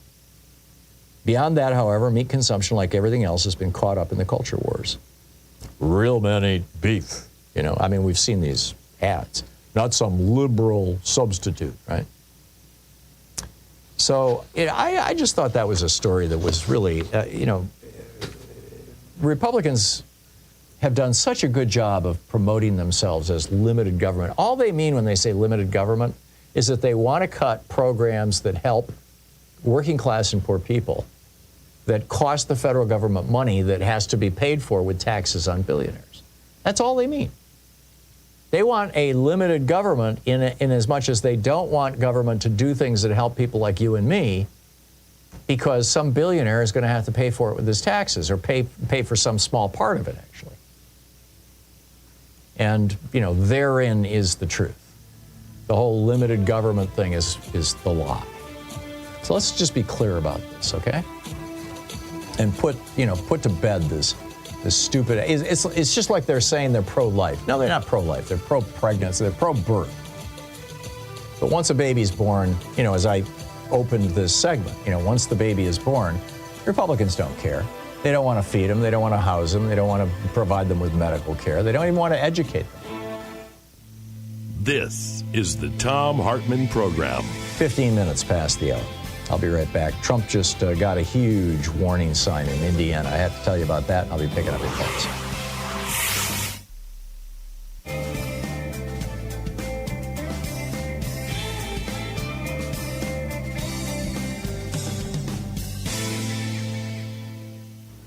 And welcome back, Bob in Tahlequah, Oklahoma. Hey, Bob, what's up? Hello, Tom. Hey, a limited government. Let me talk about that for just a minute. Okay. What does limited government look like? Here in Oklahoma, just the other day, they busted an illegal marijuana grow, got a whole bunch of plants, and hauled them off in a dump truck to burn them. Mm-hmm. Now, that's what limited government looks like when the American farmer can't grow hemp without putting a barbed wire fence around his field because people are trying to convince stupid people that for some reason, if that farmer has industrial hemp growing in his field, somebody's going to think it's marijuana and rip it off. Well, I think it's even stupider than that, Bob. I mean, an awful lot of their opposition to hemp was just, it's in the same category. It's in the same it's also cannabis. It's just a different kind of cannabis, and so we can't have cannabis. Yeah, I know what it is. What I'm trying to point out is that they're just this limited government thing. It's also it's turned on its head. It's a scam. It's a scam. It means autocratic government. Yeah. What it means is it's more government in your face. What it means is it's the same things that it's meant all of our lives. Yeah.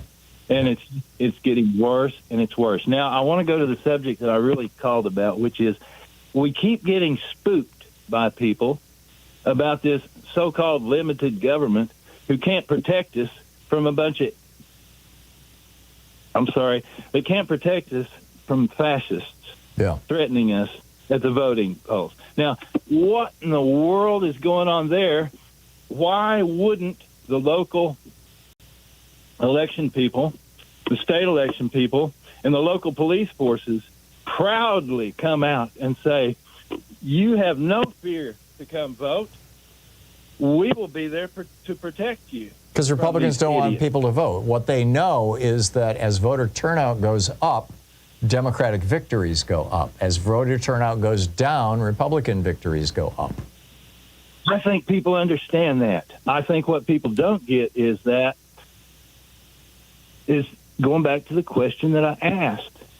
Why aren't local police forces and local election boards reassuring the voter? Because most of them are Republicans and they don't want people to vote. Okay, so given that so many of us know that, why wouldn't there be a force to be reckoned with at the polls? Yeah, well, that's a good question. The Democrats have not done a good job of pointing out how Republicans don't want you to vote. They haven't done a good job of creating outrage around this.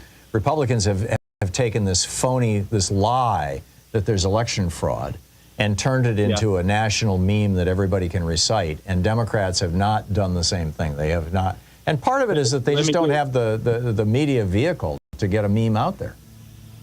Let me go just a little further into the reason to suggest that when I grew up and was taking karate, and a lot of people were taking karate, and we all had a sense of things that was right and wrong. But the whole situation became a little more political the farther it went on with these dojos and stuff. Yeah. So I'm wondering today, where are all the black belts who believe in God? Where are all the black belts? Good question, Bob. Bob, thank you for the call.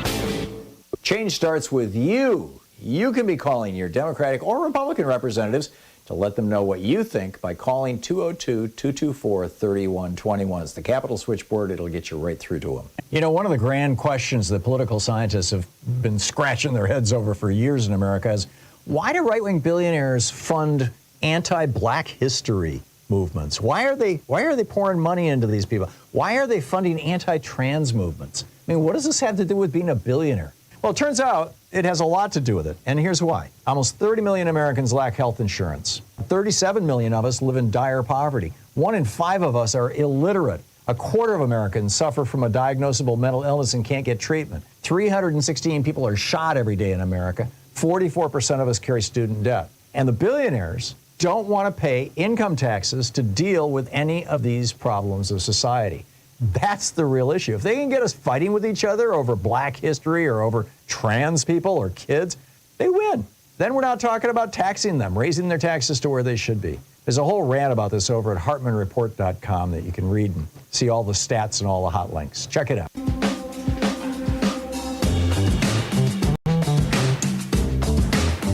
"21 minutes past the hour." So this unexpected warning for Trump. This is fascinating.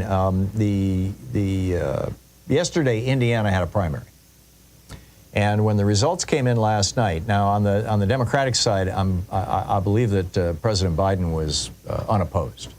It appears that none of the other candidates got their names on the ballot, so he got 100% of the vote.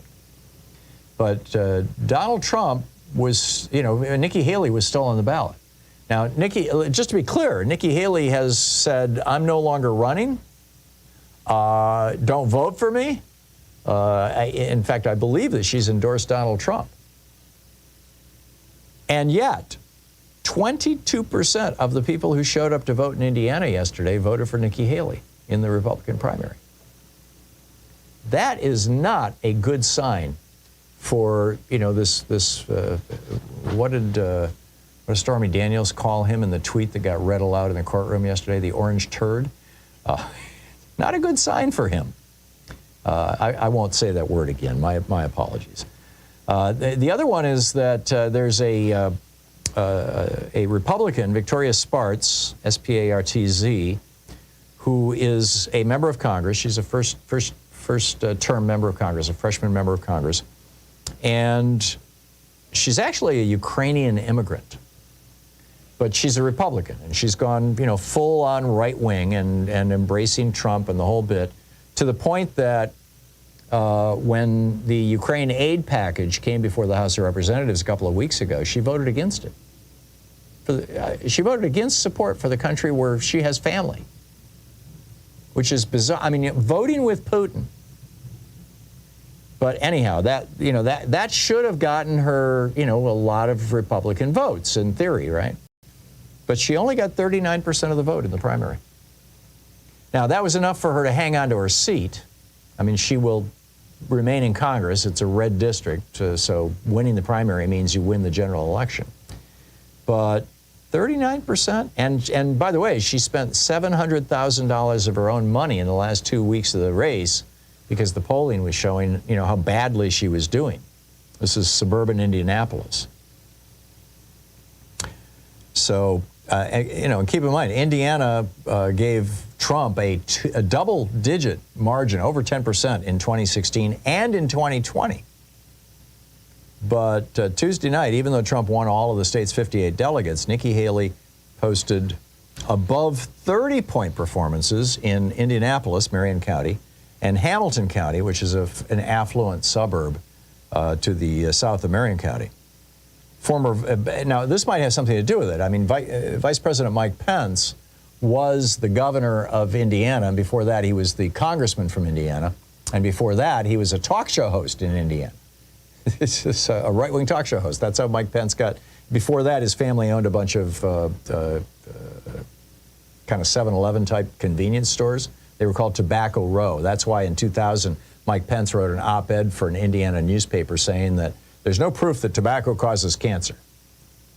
I mean, he'll lie about anything, right? But he's not lying about Donald Trump. Mike Pence, the former governor, congressman, talk show host, and Vice President, is openly saying now that he will not vote for Donald Trump, and he's not going to endorse Donald Trump. Actually, his spokesperson declined to say how he voted on Tuesday, but he has declined to endorse Donald Trump. This suggests to me that, again, that the polls are way off. Now, I have to be careful here. In the 2016 election, I realized, and Louise reminded me this morning when we were taking our walk, that in 2016, I did say that I was concerned that Trump was going to win. I did at one point predict that Trump was going to win. On multiple other occasions, I predicted that Hillary Clinton was going to win. So, and it wasn't that I was trying to have it both ways. It was that, circumstances were changing. And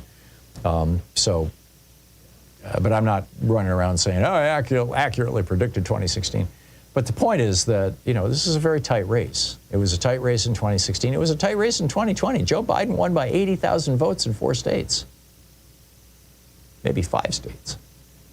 And, which raises the question, what's wrong with America that somebody like Donald Trump, a convicted rapist, a convicted fraudster, a convicted thief, well, he's been sued over 3,000 times for theft, ran a fake charity, stole money from a children's cancer charity.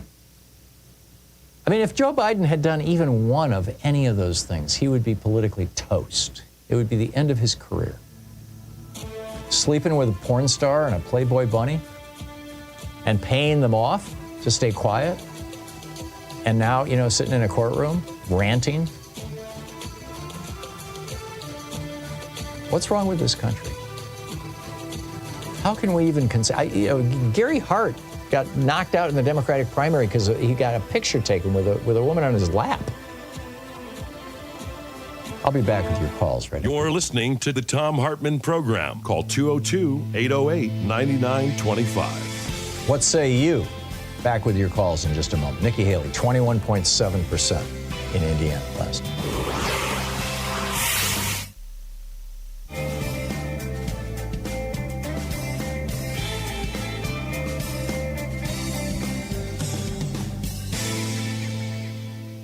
Our book today for the Thom Hartmann Book Club is A Woman of No Importance, The Untold Story of the American Spy Who Helped Win World War II by Sonia Purnell. This is from the prologue. France was falling. Burned-out cars, once strapped high with treasured possessions, were nosed crazily into ditches. Their beloved cargoes of dolls, clocks, and mirrors lay smashed around them and along mile upon mile of unfriendly road. Their owners, young and old, sprawled across the hot dust and were groaning or already silent. Yet the hordes just kept streaming past them, a never-ending line of hunger and exhaustion, too fearful to stop for days on end. 10 million women, children, and old men were on the move, all fleeing Hitler's ranks, pouring across the border from the east and the north. Entire cities had uprooted themselves in a futile bid to escape the Nazi blitzkrieg that threatened to engulf them. The fevered talk was of German soldiers stripped to the waist in jubilation at the ease of their conquest. The air was thick with smoke and the stench of the dead. The babies had no milk, and the aged fell where they stood. The hordes drawing overladen old farm carts sagged and snarled in their sweat-drenched agony. The French heat wave of May 1940 was witness to this, the largest refugee exodus of all time. Day after day, a solitary moving vehicle weaved its way through the crowd with a striking young woman at the wheel. Private Virginia Hall often ran low on fuel and medicines, but still pressed on in her French Army ambulance toward the advancing enemy. She persevered even when the German Stukas came screaming down to drop 110-pound bombs onto the convoys all around her, torching the cars and cratering the roads. Even when fighter planes swept over the treetops to machine gun the ditches where women and children were trying to take cover from the carnage. Even though French soldiers were deserting their units, abandoning their weapons and running away, some in their tanks. Even when her left hip was shot with pain from continually pressing down on the clutch with her prosthetic foot. Now, at the age of 34, her mission marked the turning point after years of cruel rejection. For her own sake, as much as for the casualties she was picking up from the battlefields and ferrying to the hospital, she could not fail again. There were many reasons why she was willingly jeopardizing her life far from home in aid of a foreign country when millions of others were giving up. Perhaps foremost among them was that it had been so long since she had felt so thrillingly alive. Disgusted with the cowardice of the deserters, she could not understand why they would not continue the fight. But then she had little to lose. The French still remembered sacrificing a third of their young menfolk to the Great War, and a nation of widows and orphans were in no mood for more bloodshed. Virginia, though, intended to go on the road, wherever the battle took her. She was prepared to take whatever risks, face down any dangers. Total war against the Third Reich might perversely offer her one last hope of personal peace. Yet even this was as nothing compared with what was to come in a life that drew out into a Homeric tale of adventure, action, and seemingly unfathomable courage. Virginia Hall's service in the France of summer 1940 was merely an apprenticeship for a near-suicide mission against the tyranny of the Nazis and their puppeteers in France. She helped to pioneer a daredevil role in espionage, sabotage, and subversion behind enemy lines in an era when women barely featured in the prism of heroism, when their part in combat was confined to the supportive and the palliative, when they were just expected to look nice and act obedient and let the men do the heavy lifting, when disabled women or men were confined to staying at home and leading often narrow, unsatisfying lives. The fact that a young woman who had lost her leg in tragic circumstances broke through the tightest constrictions and overcame prejudice and even hostility to help the Allies win the Second World War is astonishing. That a female guerrilla leader of her stature remains so little known to this day is incredible. Yet that is perhaps how Virginia would have wanted it. She operated in the shadows, and that was where she was happiest, even to her closest allies in France. She seemed to have no home or family or regiment, merely a burning desire to defeat the Nazis. They knew neither her real name nor her nationality, nor how she had arrived in their midst. Constantly changing in looks and demeanor, surfacing without notice across whole swaths of France, only to disappear again as suddenly, she remained an enigma throughout the war, and in some ways after it, too. Even now, tracing her story has involved 3 solid years of detective work, taking me from the National Archives in London, the Resistance Files in Lyon, and the parachute drop zones in the Haute-Loire, to the judicial dossiers of Paris and even the white marble corridors of CIA headquarters at Langley. My search led me through 9 levels of security clearance into the heart of today's world of American espionage. I have discussed the pressures of operating in enemy territory with a former member of Britain's special services and ex-intelligence officers from both sides of the Atlantic. I've tracked down files that were missing and discovered that others remain mysteriously lost or unaccounted for. I have spent days drawing diagrams matching dozens of code names with scores of her missions, months hunting for remaining extracts of these strange disappeared papers, years digging out forgotten documents and memoirs. The book A Woman of No Importance by Sonia Purnell.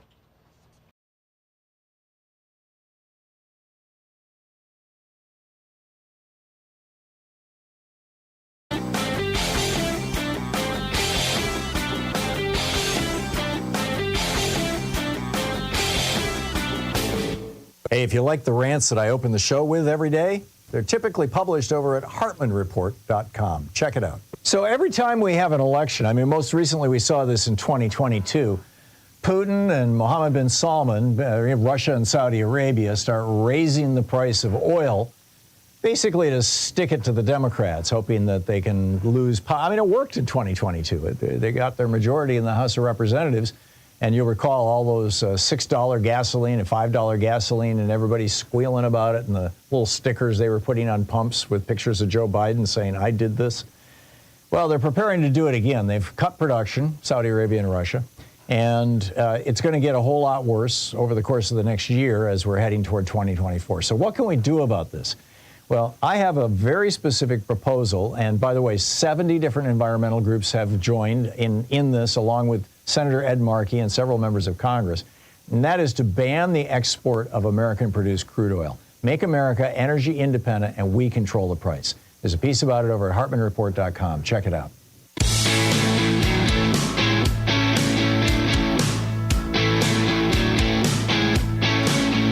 Welcome back. 35 minutes past the hour, and Josie Ann in Valley Ford, California. Hey, Josie Ann, what's up? I just had a question for you. Mm-hmm. Okay, my question is, I don't understand. I'm not, I'm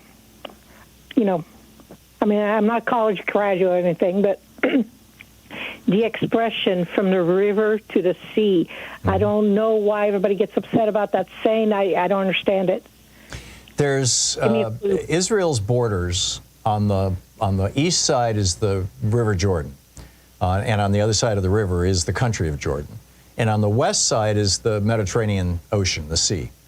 And one of the slogans that has been used in the past by Palestinians and basically people who just hate Jews or hate Israel is that the entire area should be purged of Jews. You know, from the river to the sea should be Palestine. And so, you know, that's you can understand why Israelis and Jews would be a little offended by that, or a lot offended by that.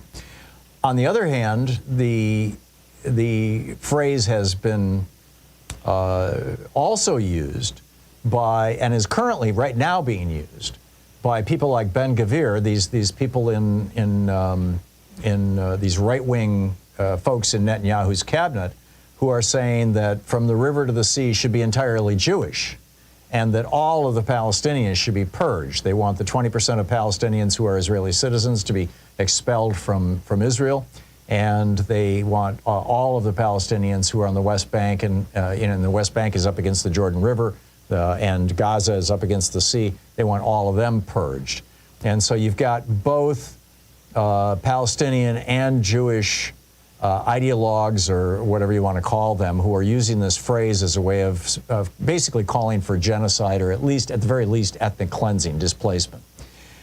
There's now a third one that has emerged from the campus protests, where you've got campus protesters chanting peace from the river to the sea.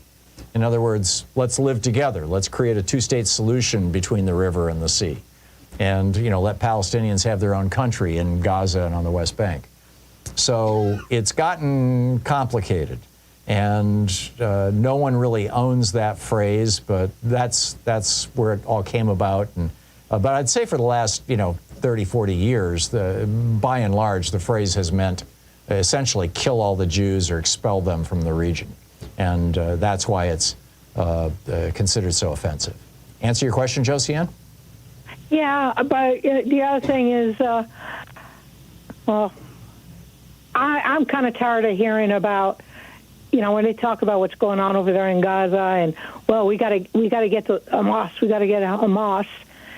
Yeah, but you're killing all these people at the same time, and I'm a little upset. I mean, I know Biden is trying, I understand, but it's a little late.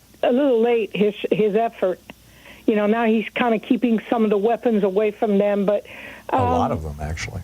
Yeah, it should have been dealt with right away. I mean, I don't mind, Well, right away, we didn't know how extreme Netanyahu was going to be, but I would have liked to have seen this kind of action earlier. Now, I don't disagree with that, but I think we're and Israel's an ally, and all of these shipments of arms have been based on treaties and laws that are all certifiable. They're all good. But yeah, my thing is, like I said, I'm not like a wizard or anything. I've always questioned, why is it that Israel is so well protected? Because the people around them want to kill them. Yeah, well, no, there's other reason. I think it pertains to World War II. And I mean, at one point, that's the point. World War II was we know killing that, Jews. Well, we also know that Henry Ford supported Hitler. He hated Jews, and he didn't put America in a very good light. So I don't know if that's a compensation on our part to make us look good, like, oh, well, we did No, I don't think or, so. I think what we're this. trying to do is stand up for people who have been oppressed and murdered. The problem is but that how many not, Palestinians have to die for us to stand up for them? I get that. I get that. And beyond that, it's not, to the extent that we've been fighting for and standing up for Jewish people, why are we, there's many black and Hispanics people in this country who are saying, well, wait a minute, why aren't you fighting for and standing up for us? I mean, where is all the outrage about black and Hispanic racism? Right now we have a tendency to pick and choose, I guess. Yeah, Josiane, thank you for the call. Right now, you've got in Congress Republicans holding hearings. I mean, Liz Stefanik and friends are holding hearings again today. Now they're dragging, instead of college presidents, they're dragging school administrators and superintendents of schools before their committee to say, anti-Semitism in K through 12. Well, what about anti-black racism?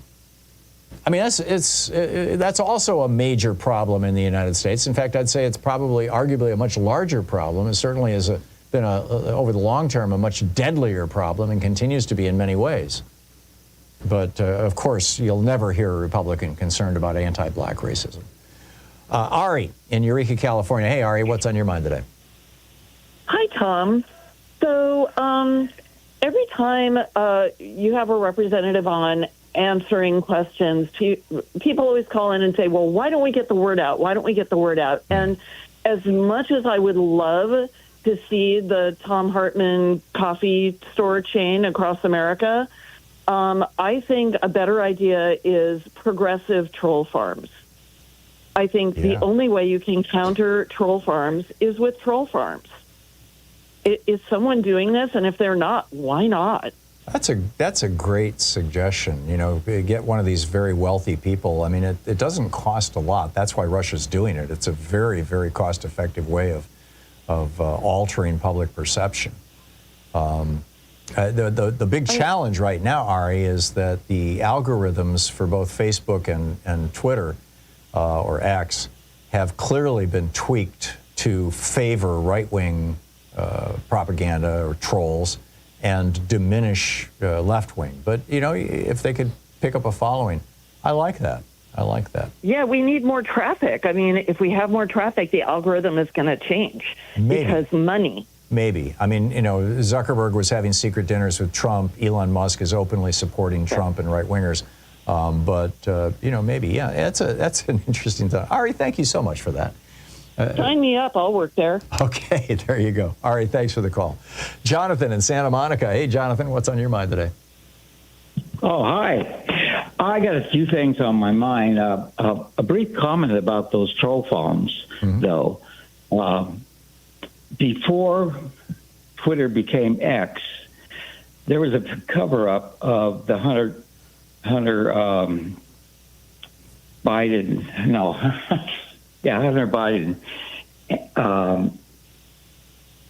Both families of our last two presidents are basically crime families run by the children of the presidents. And it switches back and forth. I think that's a pretty absurd statement, Jonathan. Hunter Biden here's why I say that. Took a job as a member of the board of directors of Burisma for which he was paid, a stupid amount of money. But that doesn't mean that he's a criminal. There were a bunch of other people on that board. He was exploiting the fact that his father was president. He did not run a fake charity. He did not run a fake university. He did not commit tax fraud. He did not commit insurance fraud. The Trump family is clearly criminal right up to their eyebrows. And I just don't think you can say that about Hunter Biden or the Biden family. All right, but what I'm trying to... all right, that was probably a wrong way to express what I feel about the corruption in both parties. I know the Republican Party is worse, but we are faced with a choice between two evils. So what are you going to do about it, Jonathan? Well, I voted for Jill Stein, but the problem is in that case, then you voted for Donald Trump. Jonathan, thanks for the call. I just I have a thing against talking to stupid people, so I'm going to move along. John in Portland. Hey, John, what's on your mind today? Good morning, Tom. Yeah. Hey, what's up? So I'm going to preface this by saying that I am a House district leader for the local Democratic Party, and I'm a neighborhood leader. So I hear this all the time in our meetings about trying to get the word out. And your last caller talking about the troll farms. That's one way to do it. I don't know. I'm wondering, did you ever watch Prime Minister's Questions on BBC America? Oh, yeah, I used to love it. Okay. So one of my things that I used to watch in there is that if you got a moron like Donald Trump up in front of there, he would be absolutely unable to answer policy questions. I agree. In any way that would convince anyone to. So why doesn't the Democratic Party form a shadow government to question that and to say, this is what the Republicans are doing, this is what the party in power is doing, this is what we would do in this situation? John, you are arguing. I argued for that. In fact, I wrote an op-ed arguing for that during the Trump presidency. I've been. You're singing my song. Great, I love Great your minds tune. think alike. I've always wanted to ask Rokana or Pocan, but I'm never driving consistently enough that I catch these guys. I would love to hear what they have to say about that. If you ever have a chance to bring it up, I'll try to remember. The only way to get the message. The only way to get the message out there is to do it effectively. Yeah. And if you put Donald Trump up in front and make him ask policy questions, he's going to fail, and people are going to say, we don't want this moron as a president. And not just Trump, pretty much any Republican, because most of their policy positions are based on lies or cheap rhetoric. Thank you, John. We'll be right back. You're listening to Thom Hartmann. Visit thomhartmann.com for audio and video archives. 46 minutes past the hour, picking up your calls. I'll be right back with you.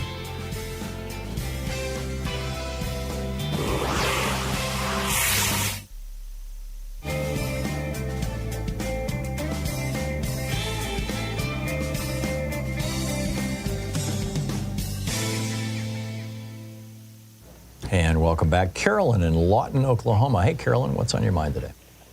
Well, I was listening to your program, and I just see the world for what it is. And my question was to ask somebody official, I don't know, because I'm in the state of Oklahoma, and it's a Republican state. So my little 2 cents don't mean nothing, but maybe somebody with a little bit of respect for others, the love for others, not our heart being so evil. Just go ahead and find out why can't we just put police, the county sheriffs, and the city sheriff, policemen in the city or whatever going on, and put them at the voting booths. Put the decent ones at a voting booth when the election to protect people from Republicans who are trying to intimidate them. There you go. That's what I think that man should do. I think somebody should get a thing to come through. Somebody to represent the Democrat and a Republican. Two people, decent human beings that their heart, whether they're for the crooked side, they're trying to live their life the way God would want you to live your life. But a person like that, which would be a Republican, and then you get a Democrat, and then the Democrat trust their heart. Listen to what they got to say. Do a background check on both of them, the Republican and get them to nominate policemen that's willing to protect this country, protect our city, protect the counties, and because we got a lot of police and things are happening bad to them. We got bad people on both sides. You got bad policemen, you got bad people, you got good people, and so the bad ones try to look like they try to outweigh the good ones, but they're good people out here. So when election time comes, like I said, get a Republican, somebody that people respect, and they ain't got no trash in their garbage can. Okay. Yeah, no, I get it. It's really what does this say about America that we're talking about having to protect our polling places from these people? Carolyn, thank you so much for the call. Jeremy in Riverside, California. Hey, Jeremy, what's up? Hey, Tom, you were asking what's happening to America and, how we could nominate or elect somebody like Trump. The Republican Party has been systematically tapping into people's shadow side for decades. Yeah. When I say shadow, I'm talking about kind of the Mr. Hyde aspect of our personality, the whole you and his archetypes. And you can see this pretty clear. I mean, you know how the base of all this hard right movement has been Ayn Rand, who worshipped sociopaths. Right. I mean, that's not an accident. William Hickman. He represents that side of the personality that people secretly want to be. They want to be the evil guy to some extent. Yeah. So, we wonder why he gets away with all of this. Well, they look up to him. Bannon has actually admitted that he sort of sees evil as the path to power, as he put it. Even evoked Star Wars imagery and all that. Yeah. And so I think it's crystal clear if you look at their propaganda. As I said before, they're trying to turn us into sociopaths, essentially. Yeah. Because that's how you make a hierarchical government. Yeah. The problem is it's really hard to create sociopaths unless you're, doing it to children. But you can certainly identify them and round them, bring them together. I mean, Trump is kind of reaching out to the sociopaths of the country and saying, sociopaths unite around me. And they're doing it. Jeremy, interesting. Thank you very much. A thoughtful analysis. It's 10 minutes before the hour. We'll be right back with more of your calls. Stay tuned.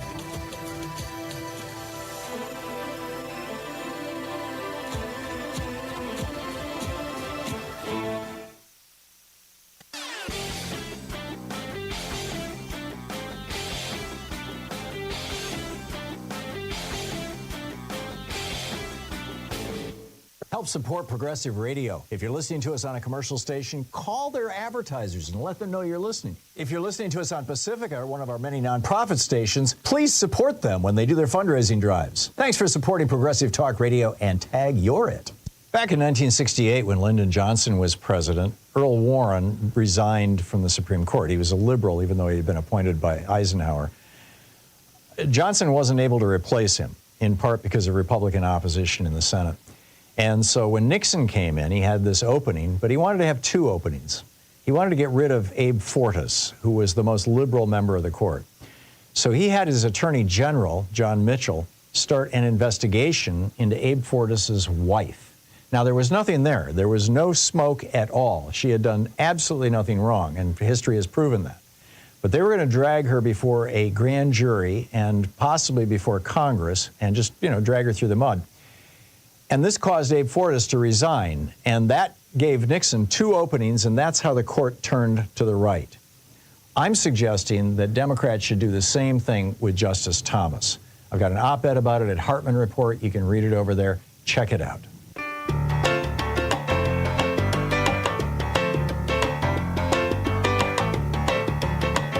8 minutes before the hour. Charles in Miami. Hey, Charles, what's on your mind today? Oh, wow. How you doing today? Good. What's up? Okay, I called you because I had an epiphany, and I think it started from this weekend. Yeah, Charles, I'm having a real hard time understanding you again. Are you just using your phone normally, or are you using Bluetooth or something? This happens a lot when you call. Okay, what about now? Is it better? Yeah, I mean, just use a phone. Use your regular phone. So what's on? So you said you had an epiphany? Yeah, unfortunately, it wasn't good. Uh-oh. Because when I think about yesterday, I think sort of solidified into my mind because, all the Stormy Daniels stuff, and there go Eileen Cannon, postponing the trial. Mm-hmm. Indefinitely to me, in my mind. And right. But I'm just thinking, you go back and you think about, I would say Reagan, what he did to Carter with the refugees, with the hostages. Mm-hmm. Go back to Nixon, messing with the Paris Accords, keeping the Vietnam War going. And I'm just thinking, there's too many Republicans that's probably going to be prosecuted if Trump goes to trial. And then especially what he did for January 6th. And I'm just thinking, it's in the bag, man. No matter what, the courts are going to delay, Some of the courts. I mean, Judge Merchan is not doing any delays, and Judge Chutkan was trying not to do any delays. No. I meant the Supreme Court. The Supreme Court and even right now, why aren't we at least marching in front of their homes or in front of the courts? Yeah. The Supreme Court itself saying, let's get this decision over with. They should be making this decision and making it final. But by them delaying it, I think they're going to try everything in their power to steal this election under our. I think you're right, and my final prediction of the day is that Trump gets convicted in New York in this Stormy Daniels trial, this election interference trial, and then he appeals it to the Supreme Court, and the Supreme Court lets him off. We'll see what happens. Yeah, that's what I think is going to happen. Charles, thanks for the call. Marguerite in Greenville, South Carolina. Hey, Marguerite, what's up? Hi. Tom, you mentioned a while ago the hearings in D.C. that are going on. Yeah, right now. All of these hearings for these college presidents and the now high school presidents, that's so similar to the communist hearings that went back, in the 40s? Yeah, it's like HUAC all over again, the House Un-American Activities Committee. Right, exactly.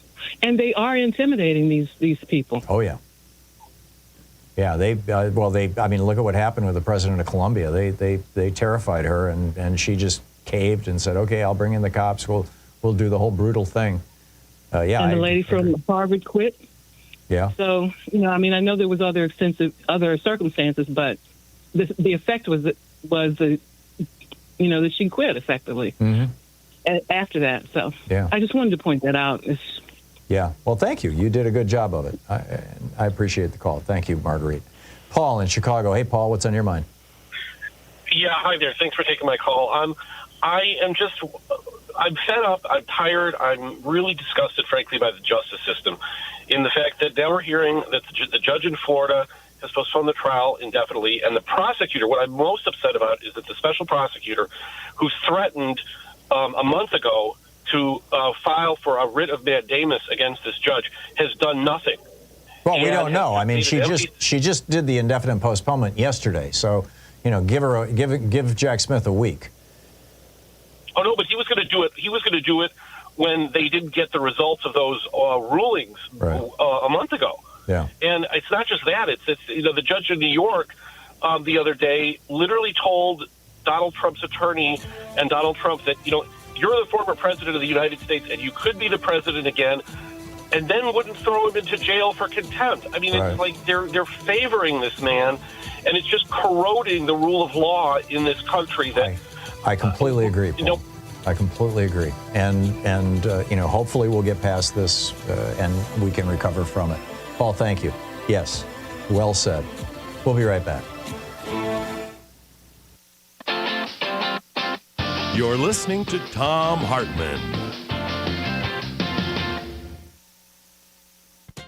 In addition to bringing you the Thom Hartmann Program here on Free Speech TV and Video Media Online, we also have a whole set of ways you can interact with us and tools you can use to spread the word about the importance of democracy and the threats to it in our republic.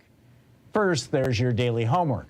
Sue Nethercutt puts together a daily email newsletter that has a link to every story I discuss on the air, so you can find my sources and you can share them with your friends. It's free and you can sign up at ThomHartmann.com. Second, I publish my daily take every day over at the HartmannReport.com website. That's also free if you want the daily 5 days a week rant in your inbox. No ads either. Third, we have the podcasts. There's the free 1-hour version of our daily show that's advertising supported. You can find that wherever you get your podcasts normally. And then there's also the podcast of the entire 3-hour show with no advertisements, and that's available by subscription over at ThomHartmann.com. So check them all out at ThomHartmann.com and HartmannReport.com.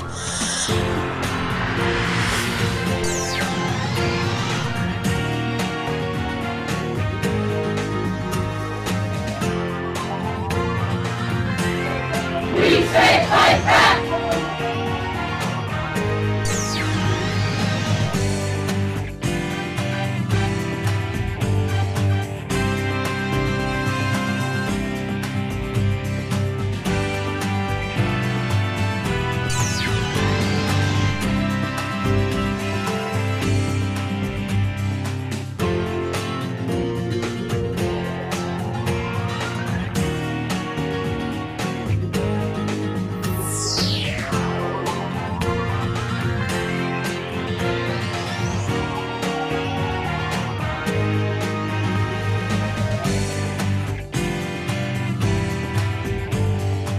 Our book today in the Thom Hartmann Book Club is It's Okay to Be Angry About Capitalism by Bernie Sanders. This is from the introduction titled Capitalism is the Problem. They say that the older you get, the more conservative you become. Well, that's not me. The older I get, the angrier I become about the uber-capitalist system under which we live, and the more I want to see transformational change in our country. Some people think that it's un-American to ask hard questions about where we are as a nation and where we're heading. I don't. To my view, there's nothing more American than questioning the systems that have failed us and demanding the changes we need in order to create the kind of society that we and future generations deserve. Here is the simple, straightforward reality. The uber-capitalist economic system that has taken hold in the United States in recent years, propelled by uncontrollable greed and contempt for human decency, is not merely unjust, it is grossly immoral.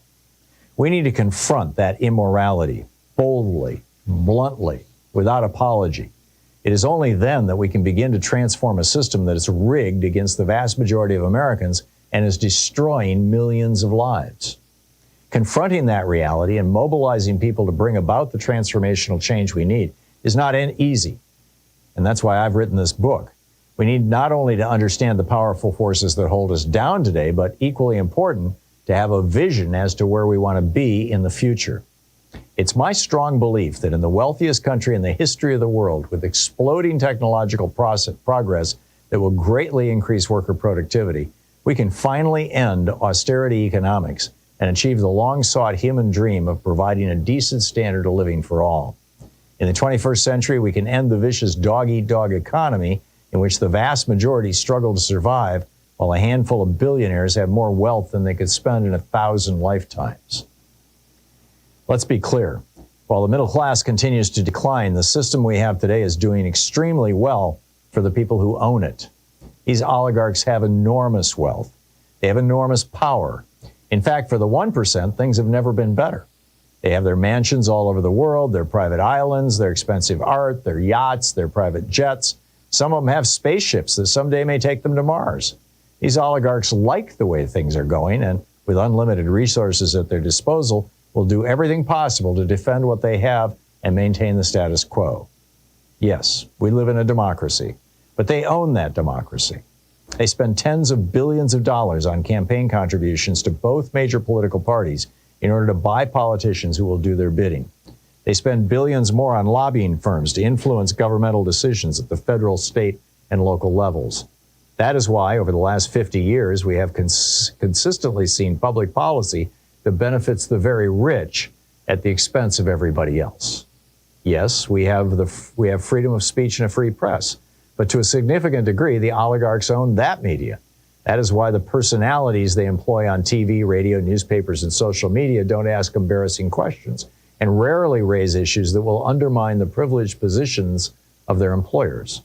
That's why, despite the many thousands of television networks, radio stations, and websites they own, there's little public discussion about the power of corporate America and how oligarchs wield that power to benefit their interests at the expense of working families. The good news is that while the oligarchs and the institutions they control work frantically to maintain the status quo, we are now beginning to see cracks in the system. Millions of Americans are starting to look at the society in which they live from a new and different perspective. They're beginning to think big, not small. They're asking hard questions and demanding answers that take them beyond the incremental politics and mainstream ideology of today. Many of them are finding answers in union organizing as they seek a greater say in their workplaces, along with better wages, benefits, and working conditions. I know a little bit about all of this, having run two of the most progressive grassroots campaigns for president in modern American history. In 2016, my campaign shocked the political establishment by winning 22 states and more than 13 million votes in the Democratic primaries, where I took on the party's anointed candidate. That's not supposed to happen. That's not what the big money interests wanted. That's not what the corporate media wanted. That's not what super PACs and wealthy campaign contributors wanted. It's not what the superdelegates wanted. But that's what happened. 4 years later, in 2020, we won the popular vote against a huge field of candidates in the first three Democratic primary states, Iowa, New Hampshire, and Nevada. The result? A panicked political establishment came together behind Joe Biden, the one candidate they thought could beat us. The other candidates were asked to drop out. The most important lesson of those campaigns was not just the list of states that we won as we took on the greed and recklessness of the ruling class or the total number of votes we received. More important was where the votes were coming from. They were coming in overwhelming numbers from people under 40, the future of our country. In state after state and in national polls, we won the support of young Americans by landslide proportions. These voters, Black, white, Latino, Asian American, Native American, understood from their lived experience that America's uber-capitalist system was not working for them. It was not working for them economically, as they were experiencing a lower standard of living than their parents. It was not working for them from an environmental perspective, as they faced a planet that was growing increasingly unhealthy and uninhabitable as a result of climate change. And he goes on, the book is, It's Okay to Be Angry About Capitalism, by Bernie Sanders.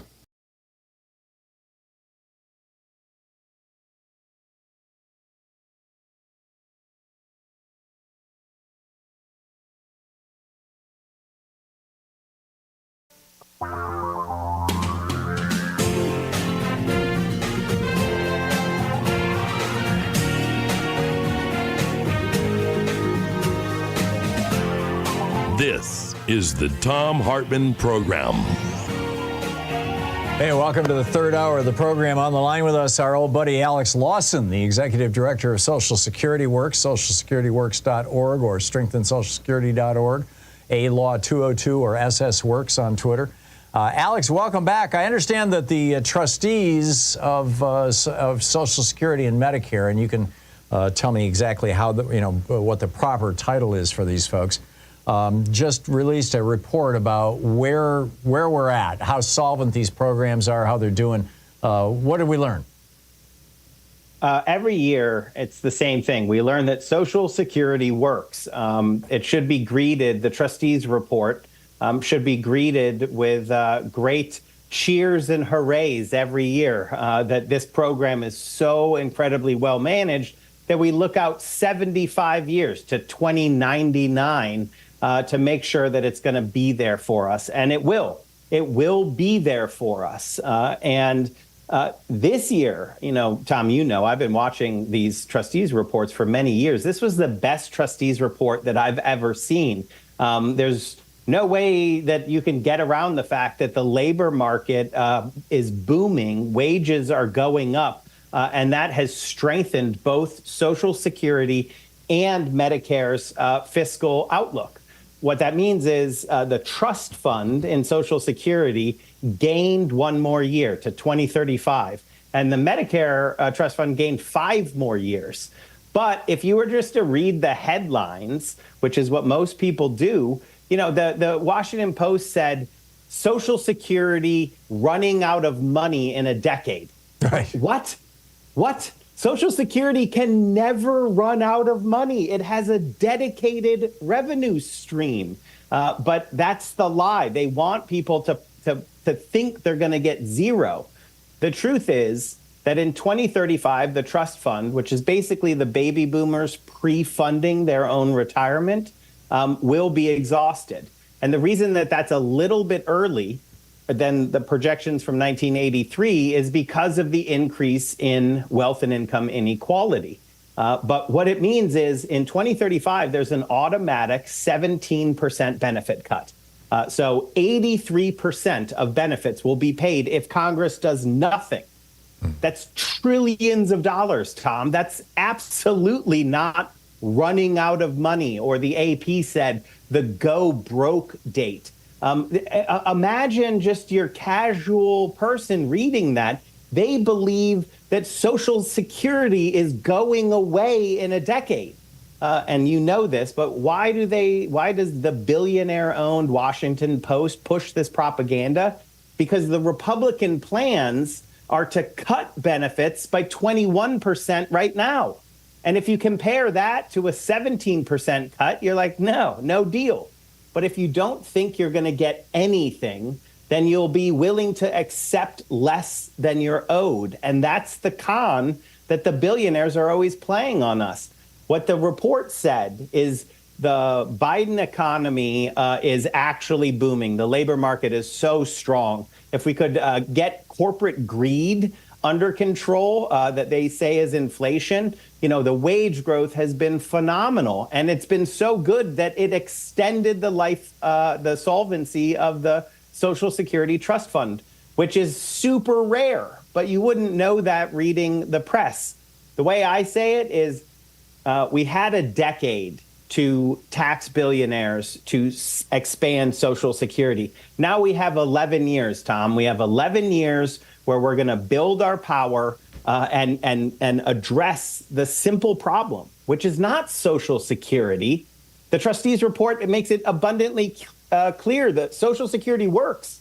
We have a billionaire problem. They only pay in on the first $168,000 of their wages, where the vast majority of us pay in on 100% of our wages. For them, it's a tiny infinitesimal percentage of their wages. So the more money someone makes, the less they pay into Social Security as a percentage. That's the issue. It's a billionaire problem, and the solution is incredibly clear. Let's get billionaires, the ultra wealthy, to pay in on all of their income, just like the rest of us do, and then there won't be a 17% benefit cut in 2035. And in fact, we can increase benefits for everyone in this country by $200 a month. The problem is so simple that they have to spend all this money scaring people into thinking that it's much more complicated than it is. Yeah. So, Alex, what's your analysis of how Social Security and Medicare would be 4 years from now or 5 years from now if Donald Trump were elected president versus if Joe Biden gets a second term? It's incredibly bleak because as we are getting into the time where our plans we're implementing, right? Like, I'm very confident we're going to tax billionaires in order to expand benefits. The Republicans, on their hand, they're very confident that they're going to cut benefits in order to give tax handouts to billionaires. That is their plan. They put it out every single year. Donald Trump put it in his budget every single year. Donald Trump, as president, cut Social Security benefits. So we know what he'll do. In Medicare, their plan is to just fully privatize Medicare. Just put the insurance companies in charge, destroy traditional Medicare, and then it's just delays and denials as far as the eye can see. The choice on this is so clear. The Republicans also would remove Medicare's ability to negotiate drug prices. They literally are saying, we're going to cut Republicans are saying, we're going to cut your Social Security benefits, we're going to raise your drug prices, and we're going to privatize your Medicare. President Biden is out there. He's talking about this. He's saying we're going to tax billionaires, protect and expand Social Security, and protect and expand and never privatize Medicare. So this is it. There's no gray area here, Tom. It's quite existential at this point. I know every election is the most important election ever, but this one just might be. The future of democracy is at stake. Obviously, there's so much at stake, and Social Security is definitely one of those, right in the center of the agenda, because there's so much money, and those billionaires just can't stop trying to steal it. Yeah, the big New York banks want to administer this rather than having the government administer it. If they can just skim a tiny percentage off trillions of dollars a year, they can get rich. What's the status right now of Medicare privatization? We in the last couple of years we surpassed half of Americans who are on Medicare being on Medicare Advantage, or so-called Advantage, these private plans that are run by the big insurance companies. Is that trend continuing, and is there anything in sight that, for example, people on Medicare get these sales pitches from the federal government, the annual booklet that says, oh, here's all these great Medicare Advantage plans. You go to the Medicare website, they're pitching Medicare Advantage plans. Is any of that going to change? This is one of those ones where you have to it's bleak, Tom. I don't want to lie. It's bleak, right? When 51% is average. So in some places, it means total market domination, right? Like 51% is nationwide. But in some markets, you know, there's 70%. Puerto Rico, it's 96% of the market is privatized. So when they get market power, they only, you know what they do. We all know what they do. They just squeeze every nickel they can out of it. And that means hurting and killing people by denying them care. So the trend towards privatization was accelerating, especially really hit the gas under Trump. Trump put in place a whole bunch of policies that really pushed people into choosing a Medicare Advantage plan. The Biden administration has put some things in place that slow that down some, but it's going to take a lot more in order to actually slow that down more. The quote unquote good news is as Medicare Advantage has gained so much market power, they're just acting just abhorrently. And they can't hide that, right? People are dying. Constituents are writing into their elected officials all the time. Republicans like Senator Lankford from Oklahoma, I mean, that guy grilled United Health and others on the collapse of rural hospitals, because that's one of the first things that goes under the privatized system is rural healthcare just disappears. And so there is a growing awareness that we need to not only put the brakes on this, but actually change policy so that we level the playing field and people have a real choice between traditional Medicare and these corporate insurance privatized plans. Right now, the corporate plans, they're paid more by our taxpayer dollars, right? We pay more for worse benefits for people, but what the insurance companies, they're pretty sophisticated at ripping people off. So what they do is they pass along some of that extra money to the people.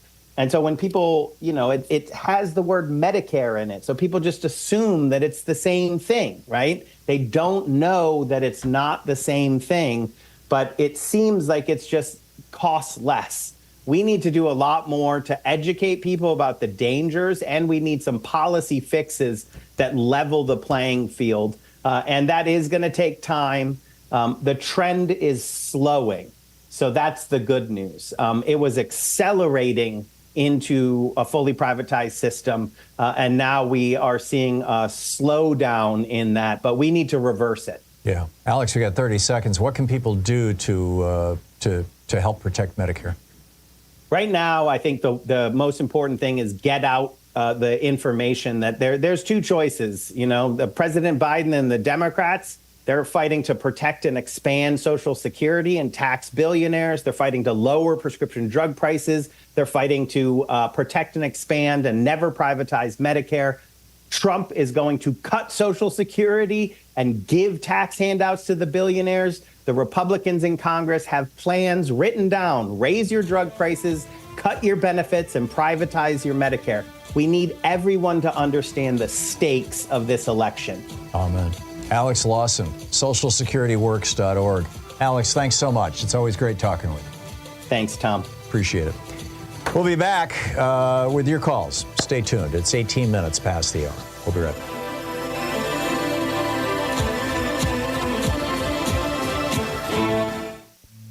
This is the Thom Hartmann Program.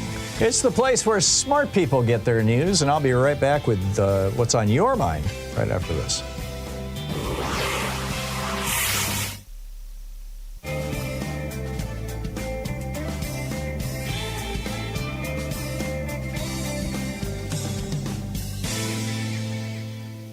And welcome back. Lori in Ocala, Florida. Hey, Lori, what's on your mind today?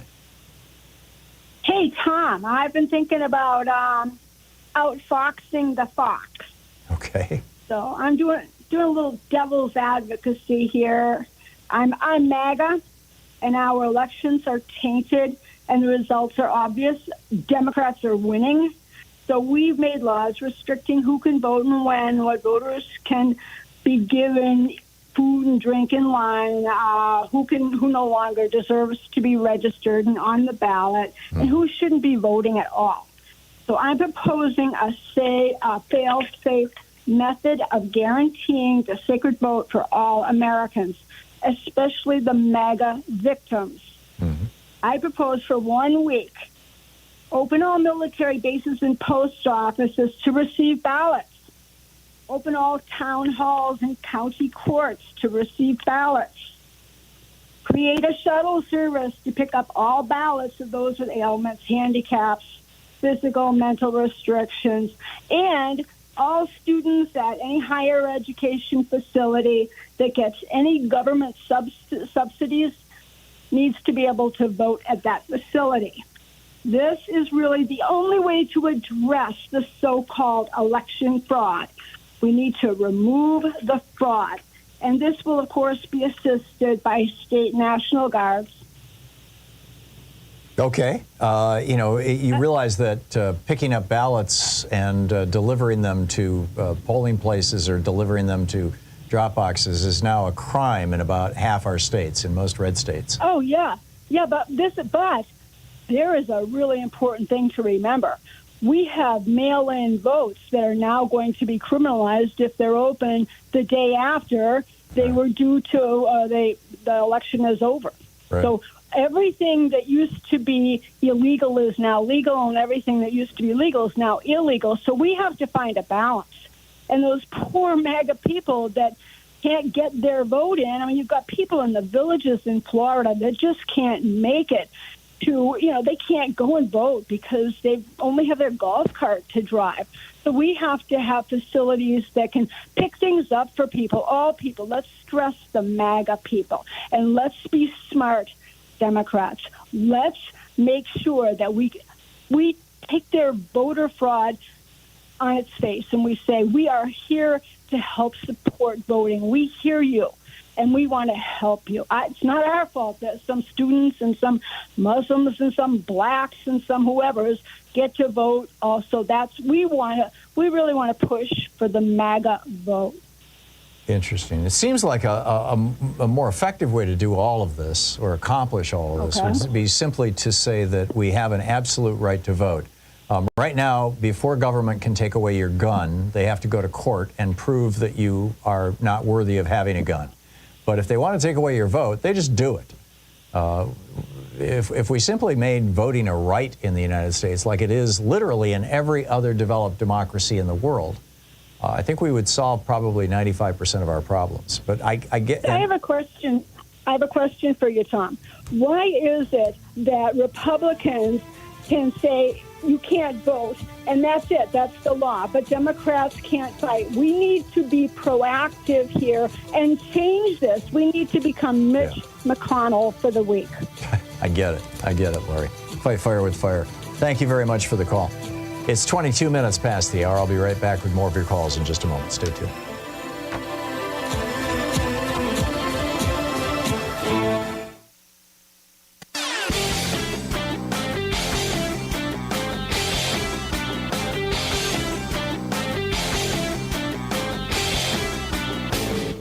Missed my opening rant today? It's usually published over at HartmannReport.com, where you can read it and share it with your friends for free. Check it out, HartmannReport.com. From Los Angeles to Columbia, South Carolina, from Birmingham, Alabama to Baltimore, universal basic income programs are chalking up proof after proof of their viability. Basically just giving people, low-income people, poor people, somewhere between $500 and $1,500 a month, no strings attached, is lifting people out of poverty, getting them back on track, getting them into solid middle-class jobs, helping their children tremendously. This works. Now, we don't have to do UBI in the United States. We're the only developed country in the world that doesn't have a national health care program. Health expenses are whacking a lot of low-income people. We're the only developed country in the world that doesn't have free college education. Education expenses are whacking people. There's a lot we could do. We can subsidize housing. We can subsidize food. We do that with food stamps. We could expand it. There's a lot we could do to benefit from this. There's a whole report about that over at HartmannReport.com. Check it out.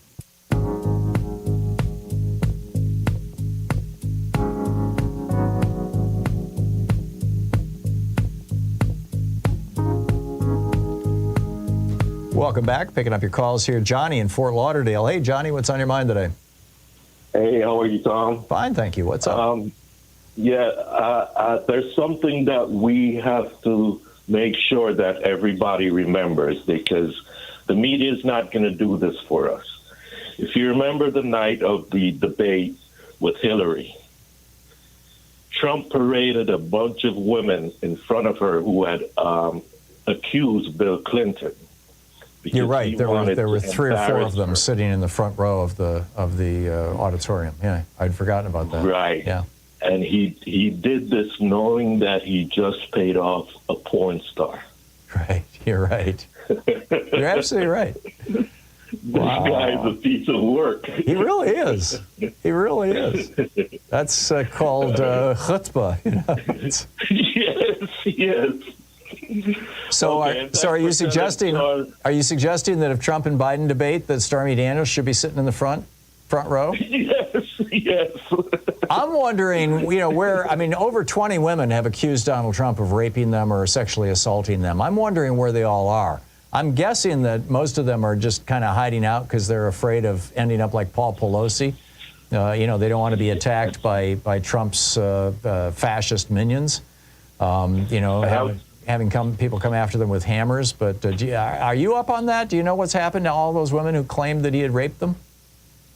Well, I think one was going to fight, and she got scared off. Yeah. Well, that happened to that 15-year-old. The woman who was a teenager when Trump raped her.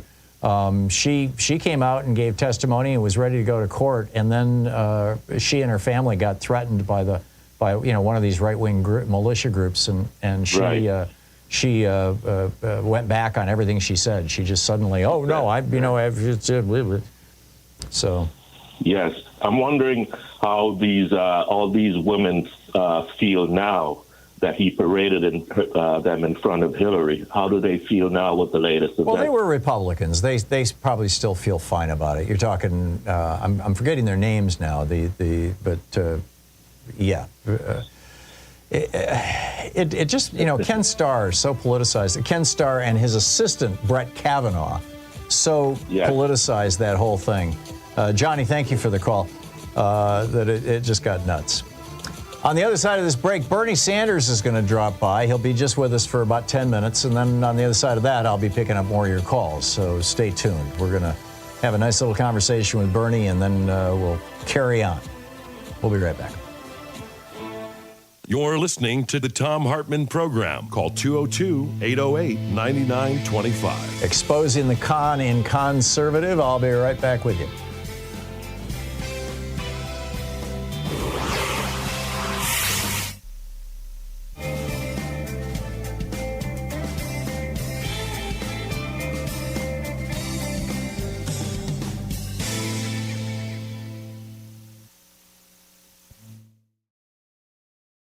It's the Thom Hartmann University Book Club. Today we're reading from Edmund Morgan's book, The Meaning of Independence, John Adams, George Washington, and Thomas Jefferson. It's a small book. It's anecdotes of the 3 presidents. I think he's a little harsh on Jefferson and a little too friendly about Adams, small quibbles. But it's a fascinating look into the founders of this country. And so today I'm going to read from the chapter on George Washington. The King of England, George III, was fond of farming. His favorite diversion was to ride about his lands, chatting with the tenants about the crops. Farmer George, he called himself. His arch opponent, George Washington, had the same fondness for farming. He too enjoyed riding about his lands and talking about the crops. Indeed, there was nothing else he enjoyed quite so much. But there the likeness ceased.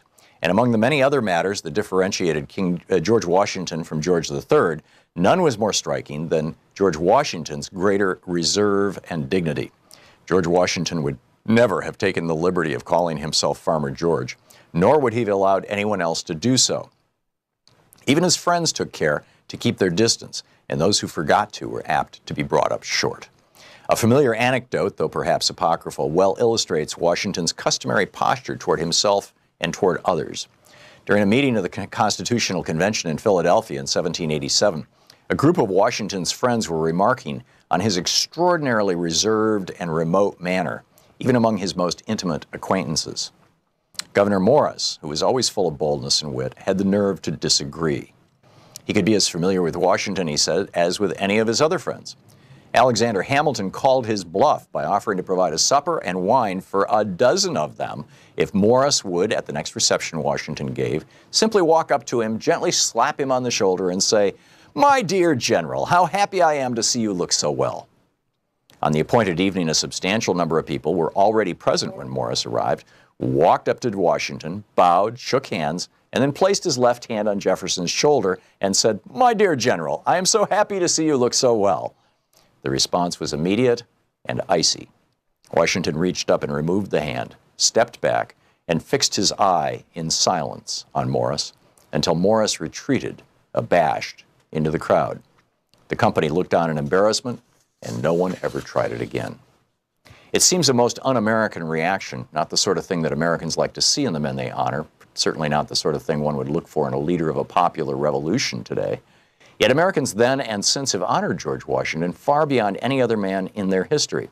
Moreover, he earned the honor and his dignity in reserve.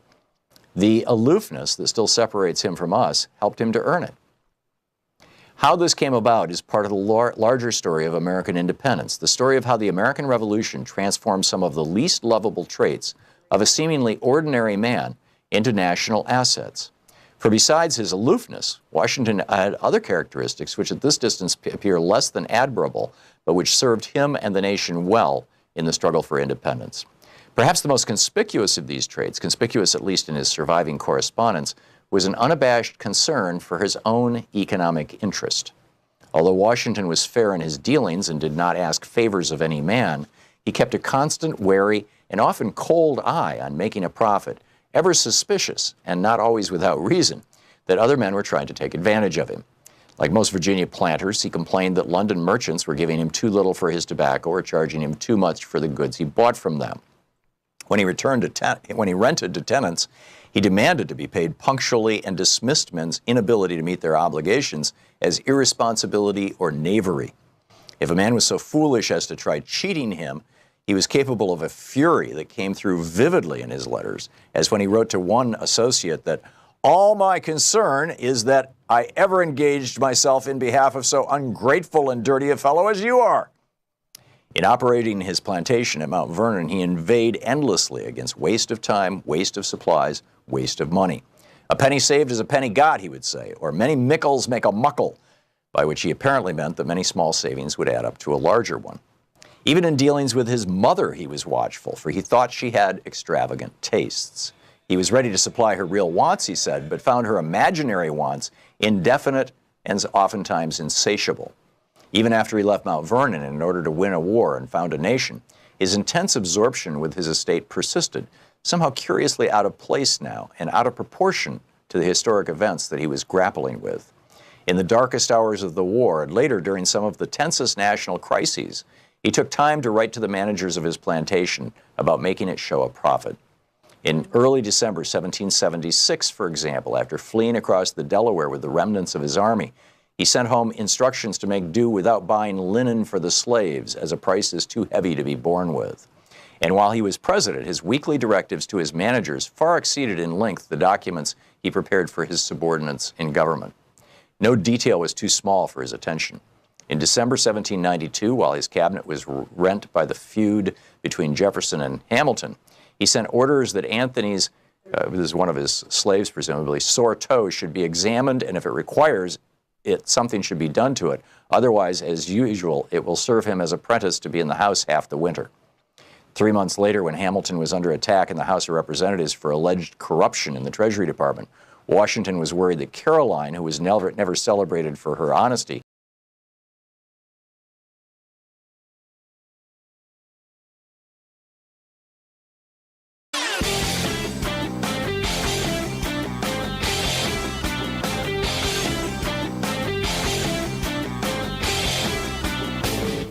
from international trade policy to immigration policy to housing, we've got all kinds of topics. The wars between Republicans and Democrats, the Republican efforts to induce fascism in the United States. A great selection of opinions will be found over at Hartmann Report. And welcome back. Senator Bernie Sanders is on the line with us. Hang on just a minute. I got to push a button here. So used to having people come on by video. Senator, welcome back to the program. Good to be with you, Tom. It is always such a pleasure and an honor to be talking with you, Senator Sanders. I should just note you are the chairman of the U.S. Senate Committee on Health, Education, Labor, and Pensions, the HELP Committee, the author of several books. Your latest, It's Okay to Be Angry About Capitalism. You've announced you're going to run for re-election this year. For better or worse, that is true. I am going to run for re-election. I love it. And Tom, I just want to take this opportunity to thank you. You and I have known each other for, many decades now, huh? A couple of them, yeah, a couple of decades. And you lived in Montpelier, Vermont for a while? Yep. Yeah. So thank you for the great work that you and your team are doing. Well, thank you, Senator. It's been an honor. In the 11 years that you were on our program, every Friday taking calls was just a wonderful thing for us and for our listeners. And I have to say, you have single-handedly almost transformed America in so many ways. Your influence goes so much farther than just Vermont or just the Senate even. So I tip my hat to you. Well, I don't know if that's true, but I thank you very much. Okay. So let's talk about some issues here. First of all, the news broke today. I guess there was a hint of it yesterday from Axios that President Biden is withholding 2,000-pound bombs and 500-pound bombs from Mr. Netanyahu. Your thoughts on that and what's going on right now in Gaza? Well, I think it's absolutely the right thing to do, but I think it should only be the first step of a series of measures that need to take place. Look, Tom, I gotta say that almost on a personal level, this war in Gaza has been just a horror. And I almost literally dream about it every night.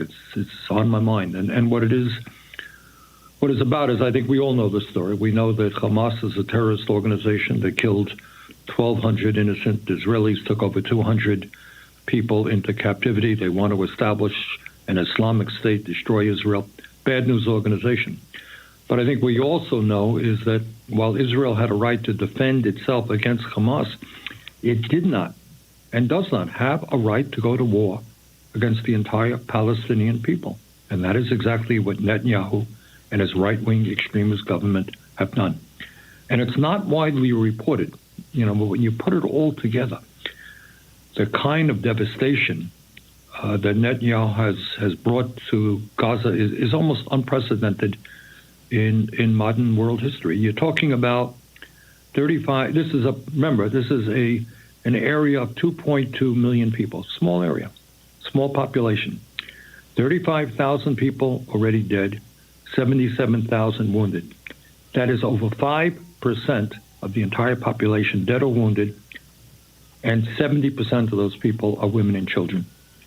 And then when you talk about what's going on in Gaza, there has been a systematic effort on Netanyahu's part to displace 80% of the population, driven from their homes to go to unsafe, unsanitary, crowded areas.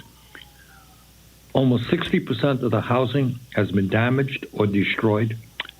Their civilian infrastructure, that's water, electricity, almost completely destroyed. There's no electricity now, or very little, in Gaza.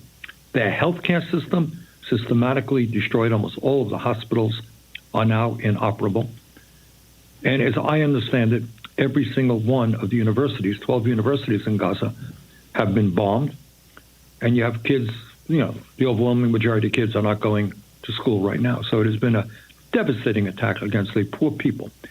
And I think throughout this country, people are standing up and saying, you know what, we cannot continue to fund this right-wing extremist Netanyahu government.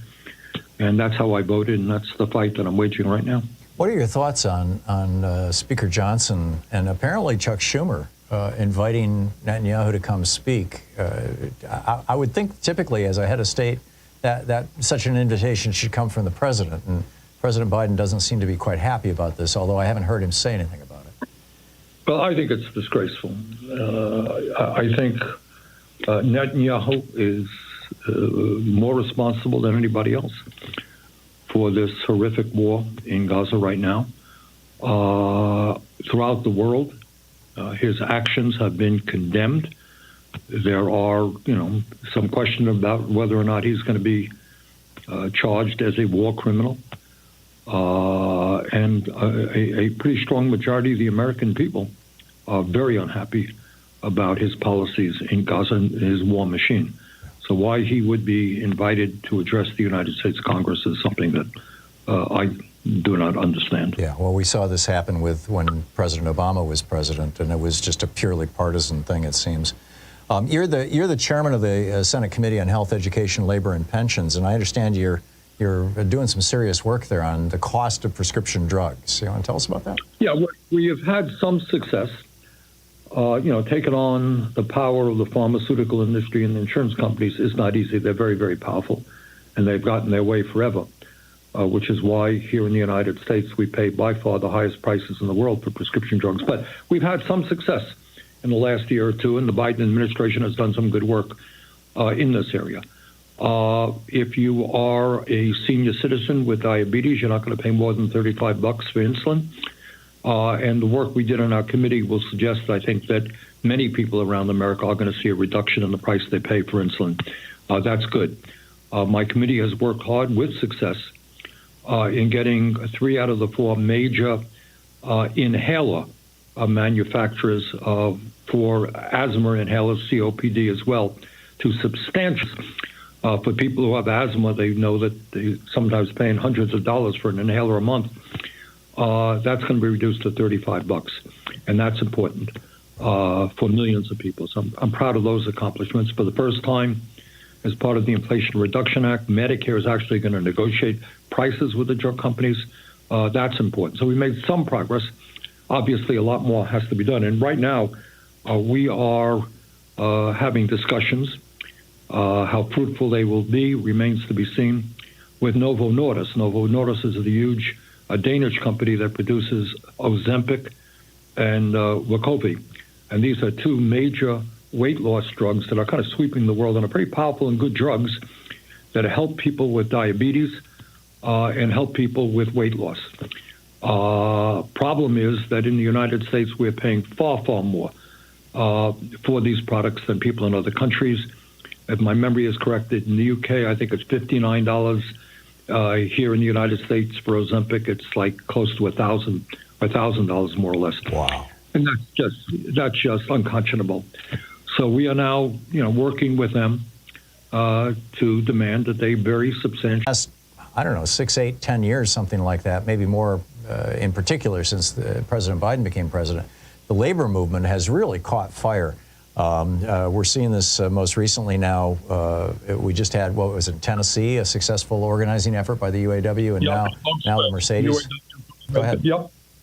Yeah, look, Tom, it's not the 8 or 10 years. I would say it's the last few years. And I think what you're seeing is working people all over the country are sick and tired of seeing stagnation in their wages, not keeping up with inflation, can't afford housing, can't afford health care, while the billionaire class becomes much richer. So today, and again, I know the corporate media doesn't talk about it. My colleagues in Congress, by and large, don't talk about it. We have an unprecedented level of income and wealth inequality. Never before. People on top are doing unbelievably well. Corporate profits are soaring. And yet working people, 60% of people in this country are living paycheck to paycheck. So I think you have good new union leadership, people like Sean Fain and the UAW and others. Teamsters has good leadership as well. Moving Sean O'Brien at the Teamsters. And they are sitting down with their employers and saying, you know what? You're going to have to do a lot better than you did in the past. And we're seeing good contracts from the Teamsters, from the UAW. And you're also seeing at the grassroots level, young people mostly at companies like Starbucks organizing. And we had a hearing last year with Mr. Schultz. We brought Mr. Schultz in there, who was charged by the National Labor Relations Board, for breaking, Starbucks conducting, Starbucks, right, for conducting massively illegal anti-union efforts against workers who were trying to organize at Starbucks.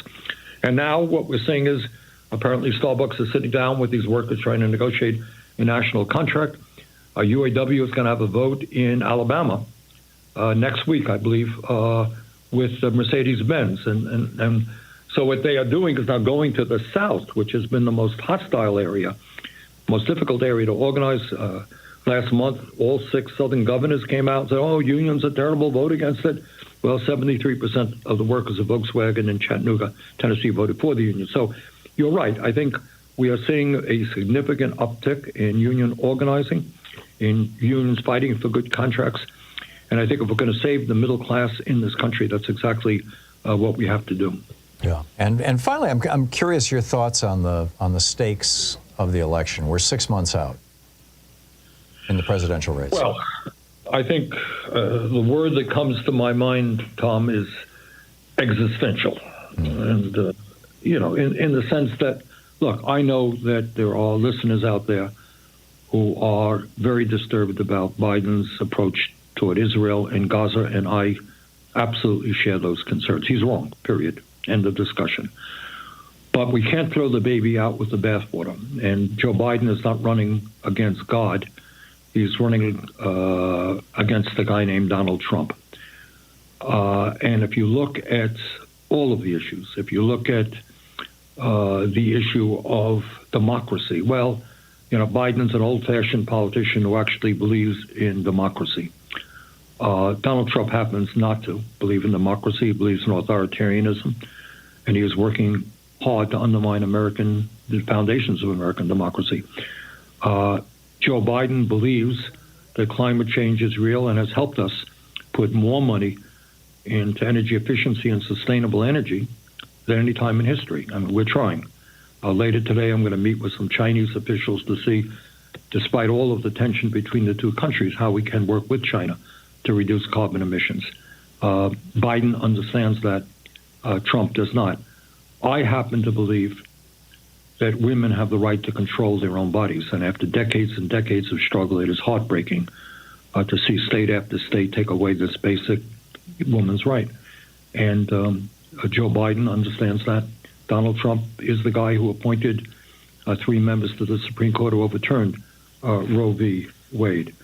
I believe that in a time of massive income and wealth inequality, you don't give huge tax breaks to billionaires, which is exactly what Trump will do. I don't believe that at a time when our whole healthcare system is as bad as it is, you don't end the Affordable Care Act and throw millions of people off the healthcare they need. So the differences are pretty great.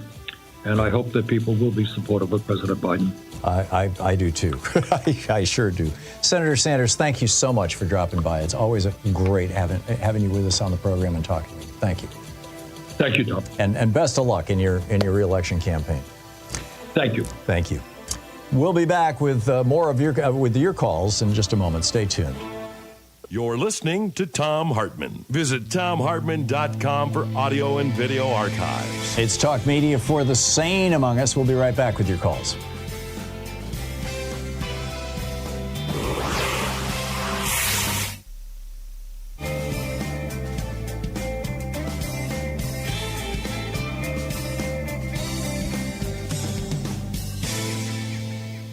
And welcome back. Mike in Anza, California. Hey, Mike, what's up? Howdy. Hey. Well, there's a whole lot of interesting stuff there. Yeah. I was one of Bernie's biggest supporters. That is, I sent him $100. That's great. When he was running for president. Yeah, he's a good man. He's a good man. So, since I'm one of his largest contributors, he should do what I say. And I say he should do what he's thinking of doing. Whatever he thinks is probably right. Yeah. Go Bernie. Yeah. I'm glad he's running for re-election. We need him in the Senate. Yeah. And he's older than Joe Biden, for the record. So age should not be, something we all freak out about. Well, there's other things too. Like Strom Thurmond was very old by the time he finally did retire. Yeah. But he kept getting reelected because he had an office that people would go to and fix things that were government problems they had with the government. Yeah. And he would intercede. Yeah, he did good constituent services. That's often the key to re-election. But you called about debates, Mike? Yeah. We should have more of them. It's been years since I heard a anti-nuclear bomb debate, for example. We used to have presidential debates on television sponsored by the League of Women's Voters. Right, that ended with the George Herbert Walker Bush campaign, who refused to let the League moderate the debate because they said they thought they were too liberal. So that's when we went to this presidential debate commission. And then Trump refused to go along with the commission. And so now we get these, TV stars basically moderating them. Amazing. Yeah, it really is. It's a grim situation. Mike, thanks a lot for the call. It's nice to hear from you, and I appreciate it. Jonathan in Portland. Hey, Jonathan, what's on your mind today?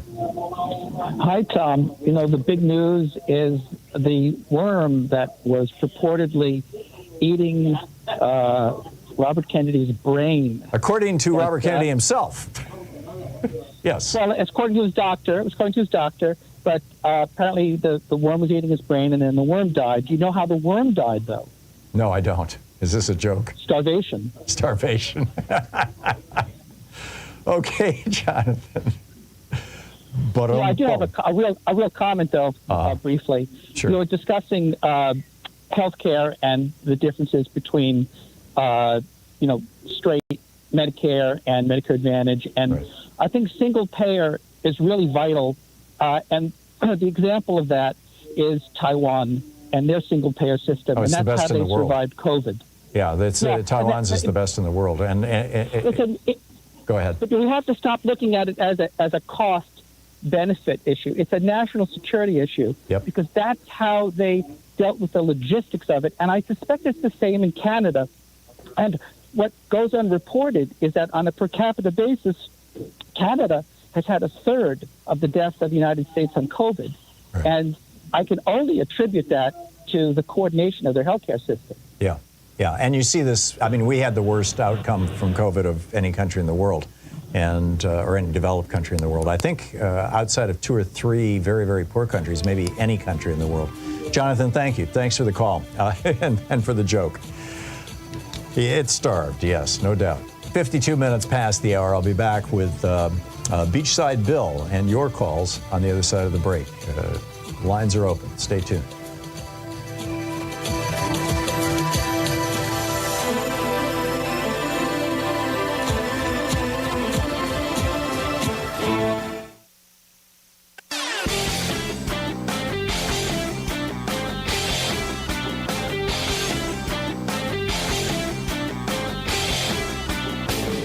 Hey, thanks so much for sharing our program and for reaching out to our stations and sponsors and letting them know that you're listening. It really means a lot to us. Welcome back. Picking up your calls here. Beachside Bill in Orlando. Hey, Bill, what's on your mind today? Afternoon, Tom. Hope all is well. Quick story. I just went out and got a SpaceX launch off. I live here on the beach side where SpaceX just went up, and I had you and Bernie in my top pocket on speakerphone because I didn't know if you're going to pick up or not. So I'm going to upload it on TikTok, so your voices are out on we'll be out on TikTok shortly. Okay. Over the rocket launch. Well, that's a nice metaphor. We're taking off. But yeah, you take it off. Really, I'll put it out. I can give you my handle, but Bill Lundell, #1, like the My Pillow guy with a U, my last name, all in one. And quickly, just on Medicare, I caught the end, and I caught some of Bernie too, obviously. But with the Medicare, I called you last year about. I never fell for the Medicare scam these people pull. Yeah. A friend of mine told me to stay off it, and I have, and I'm very thankful he did. I haven't, But the fine thing that gets me is I still have commercial TV, and I look at the fine print with these commercials on, with these scam artists, and I read the fine print. It says, you'll get all this money back. You'll get $1,500 and this and that. But the fine print says some of it's credit. So in other words, you're not going to get the money, you get the credit. So you have to use the credit within 90 days or 6 months going to the doctor or the gym. You have to use the credit. But it's not actual money, Tom. That's my point. Yeah. And that's one of the scams that people fell for these. But I'm glad a friend of mine, I just recommend to people, if you're getting into Social Security or going to begin to collect it, don't fall for it. If you're healthy enough and take care of yourself, I'm lucky. I'm out for other reasons because I'm going blind. But, I just recommend that to people. Don't fall for these commercials. Yeah, get real. I'm on real Medicare, and I love it. There's nothing wrong with it. If you can afford to pay a copay at the doctor or the dentist, do it. Yeah, you know, some people can't, but that's where they fall for this. Good advice, Bill. Scam. Good advice. How's that? Yeah, great. Bill, thanks a lot for the call. Jason in Oroville, California. Hey, Jason, what's on your mind today? Hey, I was thinking, Tom, I was thinking about the document case in Florida there where I couldn't understand why he was so brazen about it, because that's like a real issue right there. And I got to thinking about Judge Cannon, and do you think that he might have made a deal with, like, whoever they make their deals with to put those 3 Supreme Court justices in there and get his own judge there in Mar-a-Lago for himself, knowing that he was going to have those boxes of paper there? I get the conspiracy theory, and I don't mean that to denigrate your hypothesis, Jason. No, I understand. But the thing is that there are 4 federal judges in that district, if my memory serves me right, maybe 3. And the cases are assigned by lottery, basically. So nobody, Jack Smith had no way of knowing, and neither did Donald Trump, which judge was going to pick up this case. It was just luck of the draw that Eileen Cannon got the case. But now she's doing everything she can to kill this investigation of Trump. Jason, thanks for the call. It's nice to hear from you. And thank you for being with us today. We'll be back tomorrow, same bat time, same bat channel. In the meantime, don't forget, democracy is not a spectator sport. It requires all of us, and that includes you. So get out there, get active, tag, you're it. We'll see you tomorrow. Have a great afternoon. Be good to yourself and the people around you. Stay safe, and I'll catch up with you tomorrow.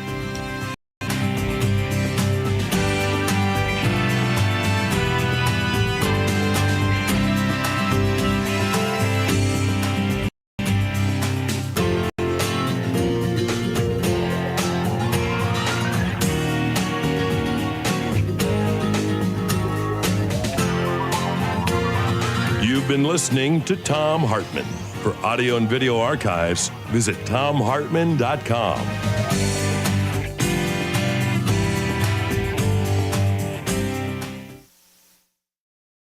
In addition to bringing you the Thom Hartmann Program here on Free Speech TV and Video Media Online, we also have a whole set of ways you can interact with us and tools you can use to spread the word about the importance of democracy and the threats to it in our republic.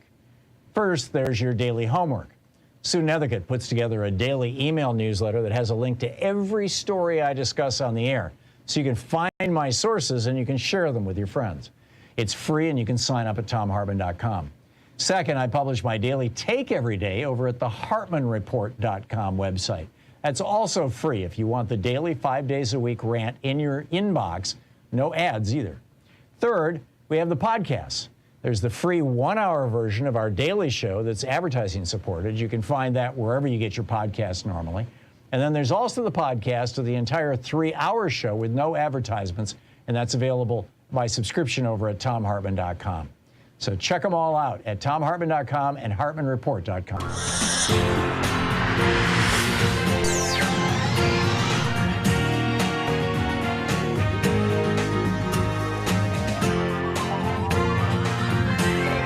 We say fight back!